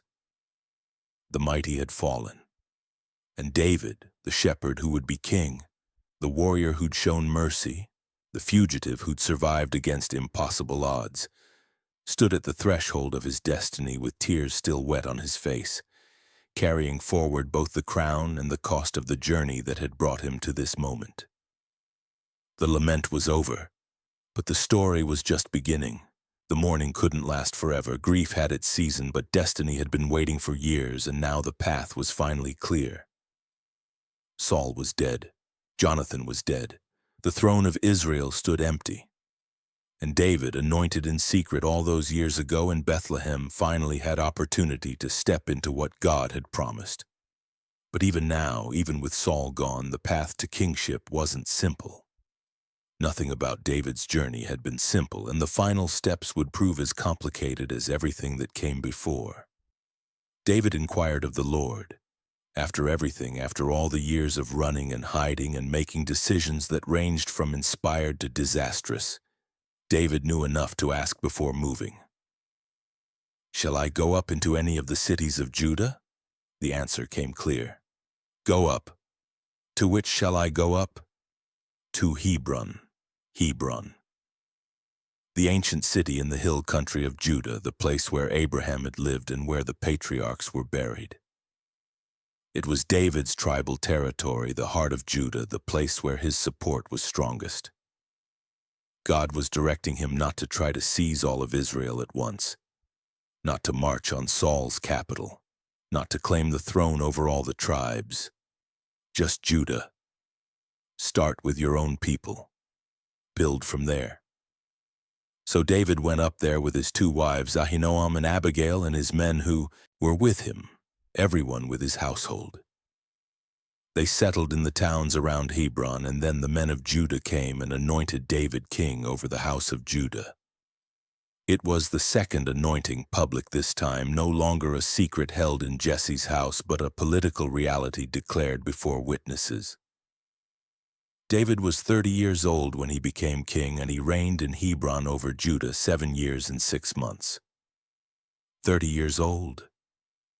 15 years, roughly, since Samuel had poured oil on a shepherd boy's head. 15 years of giant killing and harp playing and cave dwelling and mercy showing and exile among enemies. 15 years of preparation for a throne that covered for now only one tribe out of 12. It wasn't the complete fulfillment of the promise. It was a beginning. David's first act as king revealed his character. He heard that the men of Jabesh Gilead had taken down the bodies of Saul and his sons from the wall of Beth-shan, where the Philistines had fastened them as trophies. These men had crossed enemy territory at night, risked their lives to give their king a proper burial, had shown loyalty to Saul even in death. David sent messengers to them with words that honored their courage. May you be blessed by the Lord, because you showed this loyalty to Saul your Lord and buried him. Now may the Lord show steadfast love and faithfulness to you. And I will do good to you because you have done this thing. Now therefore let your hands be strong and be valiant, for Saul your Lord is dead, and the house of Judah has anointed me king over them. It was masterful, honoring Saul, praising those who'd honored Saul, and gently introducing the new reality. I am king now over Judah. David was reaching out, building bridges, showing that he bore no grudge against those who'd been loyal to the man who'd hunted him. He understood that kingship required winning hearts, not just wearing crowns. But in the north, Saul's commander Abner had other plans. Abner, son of Ner, was a formidable man, a military leader who'd served Saul faithfully, who'd led Israel's armies, who had no intention of letting Saul's dynasty die just because Saul was dead. He took Ishbosheth, one of Saul's surviving sons, and made him king over Gilead, over the Asherites, over Jezreel, over Ephraim, over Benjamin, over all Israel, everyone except Judah. Ishbosheth was 40 years old when he began to reign over Israel, and he reigned 2 years. But Ishbosheth was a puppet, and everyone knew it. The real power was Abner. The real authority flowed from the commander who decided that Saul's line would continue regardless of what God or prophets or anointing oil had declared. It was pragmatic, political, the choice of a military man who saw succession in terms of bloodlines and power rather than divine selection. So Israel had 2 kings, David in Hebron reigning over Judah with God's backing and popular support, Ishbosheth at Mahanaim, reigning over the northern tribes with Abner's army and the momentum of Saul's legacy. The kingdom was divided. The unity that Saul had built, that had been Israel's strength against the Philistines, was broken into competing factions. Civil war was inevitable. The first confrontation came at the pool of Gibeon. Abner and the servants of Ishbosheth came out from Mahanaim and met Joab, David's commander, and the servants of David. They sat down, one group on one side of the pool and the other on the other side, like a parody of the Valley of Elah, 2 armies facing each other across water. Abner made a proposal that revealed how casually violence was considered in that world. Let the young men arise and compete before us. It sounded like sport, like entertainment, like a tournament. Joab agreed. Let them arise, 12 men from Benjamin and Ishbosheth's side, 12 from David's servants. They rose to compete. The competition was death. Each caught his opponent by the head and thrust his sword in his opponent's side, and they fell down together. All 24 men, killing each other simultaneously in what should have been sport but became slaughter. The place was called Helkath Hazurim, the field of sword edges, forever marked by the blood of young men who died for no reason except that their leaders wanted to see them fight. The sport became battle. The battle became fierce. Abner and the men of Israel were beaten before the servants of David. But in the chaos, Asahel, Joab's brother, pursued Abner. Asahel was swift like a wild gazelle, and he ran after Abner with single-minded focus, not turning to the right or left. Abner warned him again. "Turn aside from following me. Why should I strike you to the ground? How then could I lift up my face to your brother Joab?" But Asahel wouldn't turn aside. So Abner struck him with the butt of his spear in the stomach, and the spear came out at his back, and he fell there and died. Young, fast, dead for pursuing someone he couldn't catch, for refusing to listen to warnings that might have saved him. His death would have consequences that echoed for years, because Joab never forgot, never forgave, would wait for the right moment to make Abner pay for killing his brother. The battle that day was very fierce, and Abner and the men of Israel were beaten before the servants of David. 360 men of Benjamin and Abner's forces died. Only 19 of David's men fell, plus Asahel. It was lopsided victory for David's side, but it solved nothing. It was just the first battle in what would become a long war. There was a long war between the house of Saul and the house of David. David grew stronger and stronger, while the house of Saul became weaker and weaker. Men saw where the momentum was going, saw that God's favor rested on David, saw that Ishbosheth was a weak king propped up by Abner's strength. Slowly, inevitably, power shifted south toward Hebron. David had more sons during those years in Hebron. 6 sons by different wives, building alliances through marriage, establishing his dynasty, preparing for the day when his reign would extend beyond Judah. But the multiplication of wives, political as it was, also sowed seeds of future tragedy. Sons by different mothers, competing claims, jealousies that would later explode into violence and heartbreak. The war dragged on, skirmishes and battles, raids and counter-raids. Israelite killing Israelite while the Philistines watched and benefited from the division. It was waste, pure waste, 2 factions fighting over who would rule a kingdom that God had already decided belonged to David. But human ambition doesn't surrender easily to divine decree. Abner fought for Ishbosheth's throne because admitting David should be king meant admitting he'd wasted years propping up a dynasty God had rejected. Then something happened that changed everything. Abner quarreled with Ishbosheth over one of Saul's concubines, a woman named Rizpah. Taking a king's concubine was a political statement, a claim to the throne, and Ishbosheth accused Abner of exactly that. "Why have you gone into my father's concubine?" Abner's rage was immediate and total. "Am I a dog's head of Judah? To this day I keep showing steadfast love to the house of Saul your father, to his brothers and to his friends, and have not given you into the hand of David, and yet you charge me today with a fault concerning a woman." The insult, after years of service, after Abner had made Ishbosheth king and kept him on the throne, was too much. Abner made a decision that would reshape Israel's future. "God do so to Abner and more also if I do not accomplish for David what the Lord has sworn to him, to transfer the kingdom from the house of Saul and set up the throne of David over Israel and over Judah, from Dan to Beersheba." He defected, right there. Declared his intention to give David everything. The northern tribes, the unity, the complete kingdom. Ishbosheth couldn't answer, couldn't even argue. He feared Abner too much to speak. Without Abner, Ishbosheth was nothing. With Abner switching sides, the war was effectively over. Abner sent messengers to David with a proposal. "To whom does the land belong? Make your covenant with me, and behold, my hand shall be with you to bring over all Israel to you." David's answer showed he still remembered and still cared about the personal cost of his exile. "Good, I will make a covenant with you.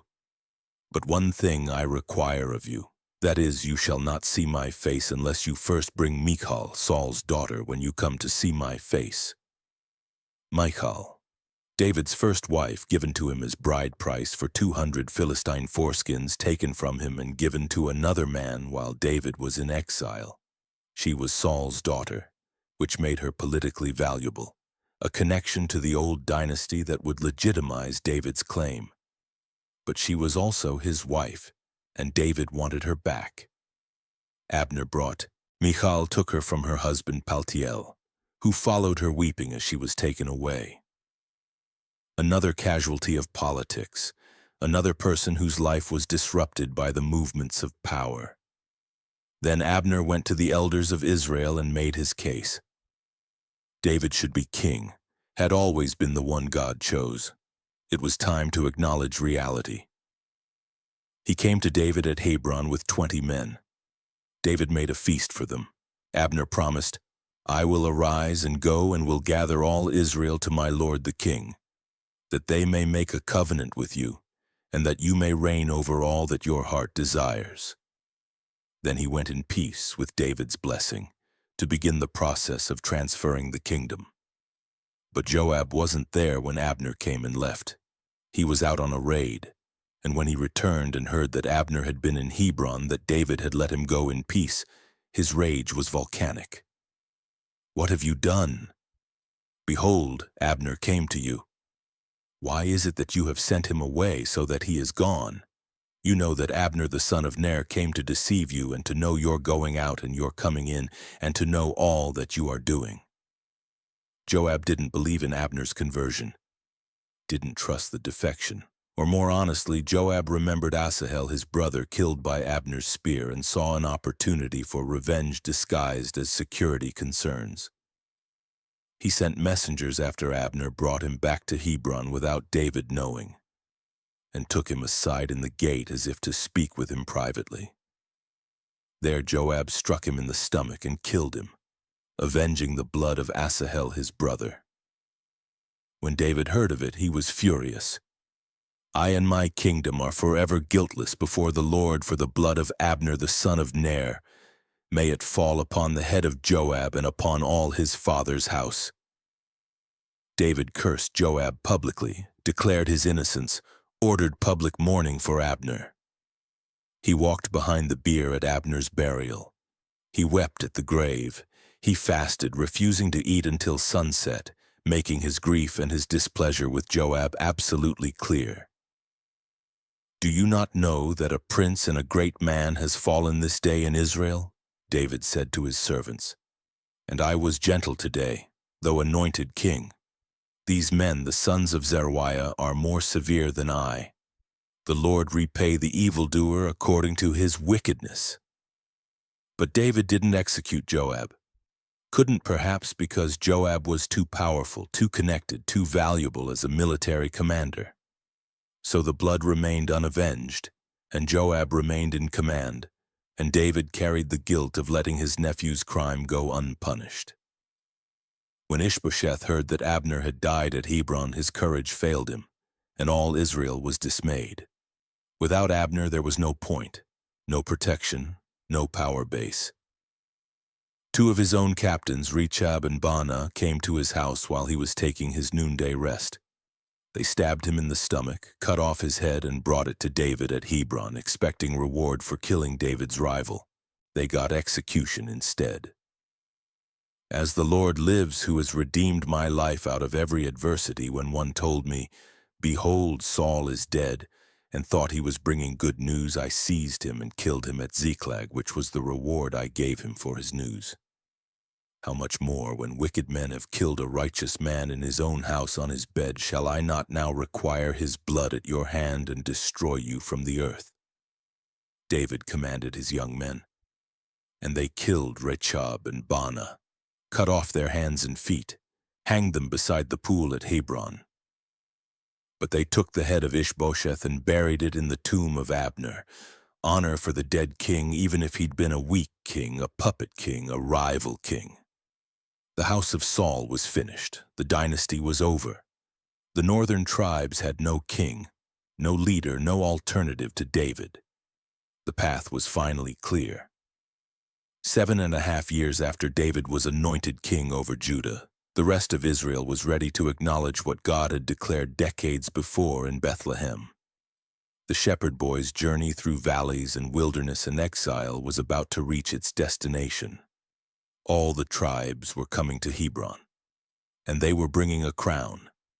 They came to Hebron from every corner of Israel, not as a conquering army or a reluctant delegation, but as a people ready to heal the fracture, ready to acknowledge what many had known for years but couldn't speak while Saul lived. All the tribes of Israel assembled before David, and their words carried the weight of history finally aligning with heaven's decree.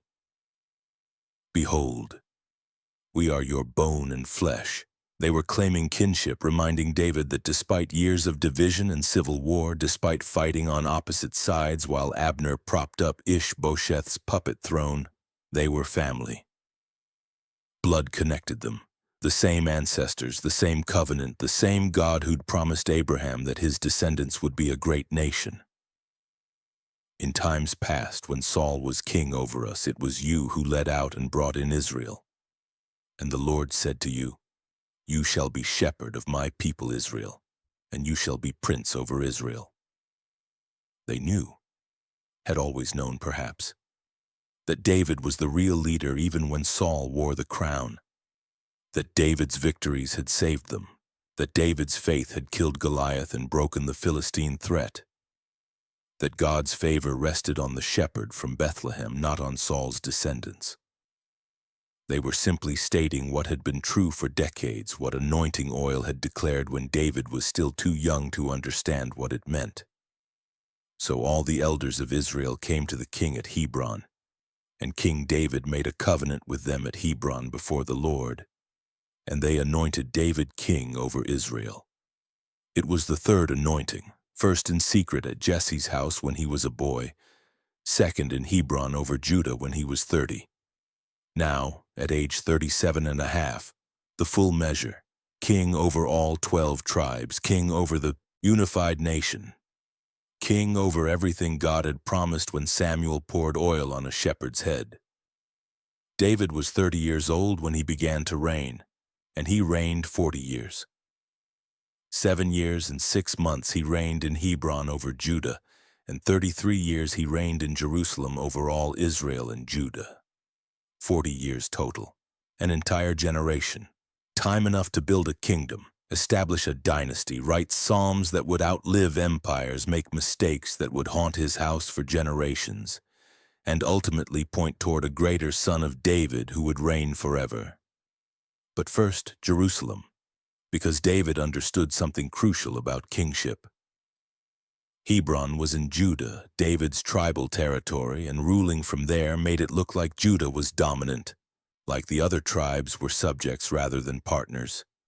He needed a capital that belonged to no tribe. That was neutral ground.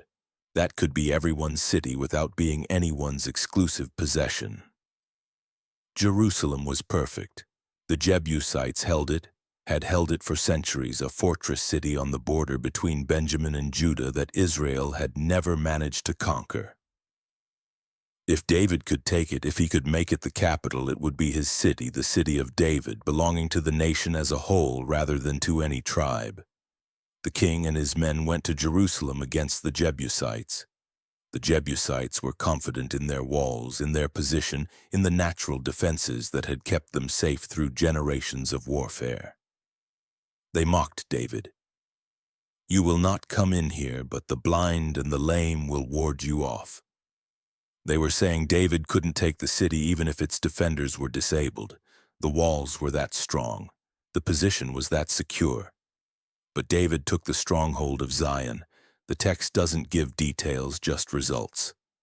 Somehow, through some strategy or assault or brilliant plan, David's men breached the walls and captured what had seemed impregnable. There's a tantalizing mention of a water shaft, of someone going up through the city's water system. But the ancient text is fragmentary, mysterious, preserving the fact of conquest without explaining the method. What mattered was the outcome. Jerusalem fell, and David made it his home. He built up the city, called it the City of David, constructed a palace with the help of Hiram, king of Tyre, who sent cedar trees and carpenters and masons to build a house worthy of a king. David perceived that the Lord had established him as king over Israel and that he had exalted his kingdom for the sake of his people Israel. It wasn't about David's glory, it was about God's purpose working through David for the nation's benefit. The shepherd boy who'd learned to protect sheep now protected a nation. The warrior who'd shown mercy now dispensed justice. The fugitive who'd lived in caves now lived in a palace. The transformation was complete, or so it seemed, but David knew that political unity wasn't enough.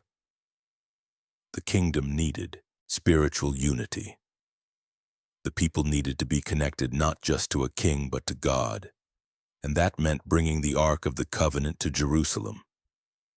The Ark had been in Kiriath Jearim for years, ever since the Philistines had captured it, and then sent it back when it brought plagues on their cities. It sat in someone's house, honored but not central, revered but not accessible. David decided to change that. He gathered 30,000 chosen men of Israel and went to bring up the ark from Bala Judah. They set the ark on a new cart, and Uzzah and Ahio, sons of Abinadab, in whose house the ark had been kept, drove the cart.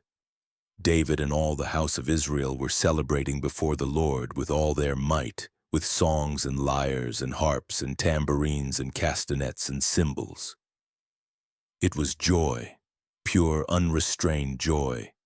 The ark coming home, God's presence moving to the capital, heaven and earth connecting in Jerusalem. Then disaster. The oxen stumbled, the cart tilted, the ark shifted, and Uzzah, acting on pure instinct, reached out his hand to steady the ark. He touched it, and the anger of the Lord was kindled against Uzzah, and God struck him down there because of his error, and he died there beside the ark of God, dead. Instantly, for touching what shouldn't be touched, for treating the holy as common, for thinking that good intentions mattered more than God's explicit commands about how the ark was to be handled. David was angry, was afraid. The celebration stopped like someone had cut the music with a blade. How could this happen? How could bringing God's presence to Jerusalem result in death? David didn't want to take the ark any further. Left it in the house of Obed-Edom the Gittite, where it remained 3 months while David tried to process what had gone wrong. But the Lord blessed Obed-Edom and all his household because of the ark. No death there, no anger, just blessing. And when David heard this, he understood. The problem wasn't the ark. The problem was how they'd transported it. On a cart, like the Philistines had done, instead of on poles carried by Levites as God had commanded. They'd treated the holy carelessly, and Uzzah had paid the price. So David went and brought up the ark of God from the house of Obed-Edom to the city of David with rejoicing. This time they did it right. Every 6 steps they sacrificed an ox and a fattened animal. David wore a linen ephod, priestly clothing, and danced before the Lord with all his might. All the house of Israel brought up the ark of the Lord with shouting and with the sound of the horn. Michal, Saul's daughter, looked out the window and saw King David leaping and dancing before the Lord, and she despised him in her heart. Her husband, the king, dancing without dignity, celebrating like a common man, abandoning royal decorum in favor of wholehearted worship. To her, raised in Saul's court where kings maintained distance and dignity, David's abandon was shameful, embarrassing. Beneath the office he held, they brought in the ark and set it in its place inside the tent that David had pitched for it. David offered burnt offerings and peace offerings before the Lord. When he finished, he blessed the people in the name of the Lord of hosts and distributed food to everyone, a portion of meat, a cake of dates, and a cake of raisins to each person. Then all the people went home. David returned to bless his household, and Michal came out to meet him. Her contempt poured out in words dripping with sarcasm. How the king of Israel honored himself today, uncovering himself today before the eyes of his servants' female servants, as one of the vulgar fellows shamelessly uncovers himself. David's response revealed how completely he'd abandoned concern for human opinion in favor of divine approval. "It was before the Lord, who chose me above your father and above all his house, to appoint me as prince over Israel, the people of the Lord, and I will celebrate before the Lord. I will make myself yet more contemptible than this, and I will be abased in your eyes. But by the female servants of whom you have spoken, by them I shall be held in honor." Before the Lord, that's what mattered. God had chosen him over Saul, had anointed him, had brought him through lions and giants and exile and civil war to this moment where the ark rested in Jerusalem and Israel was united under his rule. If celebrating that reality meant looking undignified in human eyes, so be it. David would rather have God's pleasure than human respect. Michal, Saul's daughter, had no child to the day of her death. Barrenness was seen as curse in that culture, and whether it was divine judgment for her contempt or simply the natural consequence of the breach between her and David, the text leaves ambiguous. But Saul's line ended with her. No children to carry forward the dynasty that God had rejected. David settled into his palace, and the Lord gave him rest from all his surrounding enemies. He looked around at his house of cedar, comfortable and secure, and it bothered him. "See now, I dwell in a house of cedar, but the ark of God dwells in a tent." It seemed wrong, the king living in luxury while God's presence remained in temporary housing. David decided to build a temple, a permanent structure worthy of the Lord. Nathan the prophet initially approved. "Go, do all that is in your heart, for the Lord is with you." But that night the word of the Lord came to Nathan with a different message, a correction, an expansion. "Tell David this. Would you build me a house to dwell in? I have not lived in a house since the day I brought up the people of Israel from Egypt to this day, but I have been moving about in a tent for my dwelling." God didn't need a house, hadn't asked for one, didn't require what David was offering. But then God made a promise that transformed everything, that shifted David's desire to build God a house into God's commitment to build David a house of a different kind. "The Lord declares to you that the Lord will make you a house. When your days are fulfilled and you lie down with your fathers, I will raise up your offspring after you, who shall come from your body, and I will establish his kingdom. He shall build a house for my name, and I will establish the throne of his kingdom forever. I will be to him a father, and he shall be to me a son. When he commits iniquity, I will discipline him with the rod of men, with the stripes of the sons of men. But my steadfast love will not depart from him, as I took it from Saul, whom I put away from before you. And your house and your kingdom shall be made sure forever before me. Your throne shall be established forever." Forever, the word echoed through David's soul. Not just a dynasty lasting a few generations, not just sons and grandsons wearing the crown. Forever, an eternal throne, a kingdom that would never end. A promise that reached beyond David's comprehension, beyond his lifetime, beyond even the nation of Israel, into something cosmic and eternal. David went in and sat before the Lord. His prayer was humble, overwhelmed, unable to grasp the magnitude of what had been promised. "Who am I, O Lord God, and what is my house that you have brought me thus far? And yet this was a small thing in your eyes, O Lord God. You have spoken also of your servant's house for a great while to come." The shepherd boy who tended Jesse's sheep, the youngest son nobody remembered to call, the harpist who soothed a mad king, the warrior who'd shown mercy when murder was easier, the fugitive who'd lived in caves and among enemies, the king who danced without dignity before the ark. That man, that deeply flawed and profoundly faithful man, had just received a promise that would echo through millennia.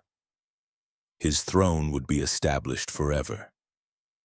Not because of his righteousness, though he sought God's heart. Not because of his military prowess, though he'd won battles. Not because of his wisdom, though he'd shown mercy. Because God chose him. Because grace selected a shepherd and made him king and promised that from his line would come the king. The one who would truly reign forever, who would establish God's kingdom not just over Israel but over all creation. David didn't know he was pointing toward Jesus. Didn't know that 1,000 years later angels would announce a birth in Bethlehem to shepherds watching sheep, just as David had once watched sheep outside that same town. Didn't know that the Messiah would be called Son of David, that the eternal throne promised to his house would be filled by one who was both his descendant and his Lord. He just knew that somehow, impossibly, wonderfully, the oil Samuel had poured on his head decades ago had led to this moment. This promise. This covenant that stretched beyond time into forever. The shepherd had become king. The fugitive had found his throne. The youngest son had been lifted to heights no one could have imagined when he was just a boy with a sling, killing lions and singing songs to God under stars that declared their Maker's glory. And though David didn't know it, though he couldn't see the full scope of what God was doing, his story was becoming part of a larger story. A story of redemption, of grace choosing the unlikely, of God working through broken people to accomplish purposes that outlasted empires and kingdoms and generations. A story that wouldn't end with David or his sons, but would continue through centuries until another son of David came, born in a stable, living without palace or crown, dying on a cross, rising from a tomb and taking his seat on the throne that would truly, finally, eternally be established forever. From shepherd to king, from Bethlehem's fields to Jerusalem's palace, from smooth stones in a sling to a crown on his head, from the youngest to the anointed. The journey was complete, and yet in the mystery of God's eternal purposes it was also just beginning. The mighty had fallen at Gilboa, but from those falls, from that grief, from that cost, a kingdom had risen. United, blessed, established. With God's presence in its heart and God's promise over its future. David had learned in wilderness and in palace, in victory and in mercy, in exile and in triumph, that the Lord looks on the heart. That faithfulness matters more than appearance. That God's anointing can rest on a shepherd boy and lift him to heights that make angels marvel. The story of David from shepherd to king was complete. Let all who have ears hear. Let all who have hearts understand. The Lord chooses the unlikely, uses the broken, establishes thrones not by human power but by divine decree, and his purposes, once declared, will stand forever. The stone flew true in the valley of Elah, but it was just the beginning.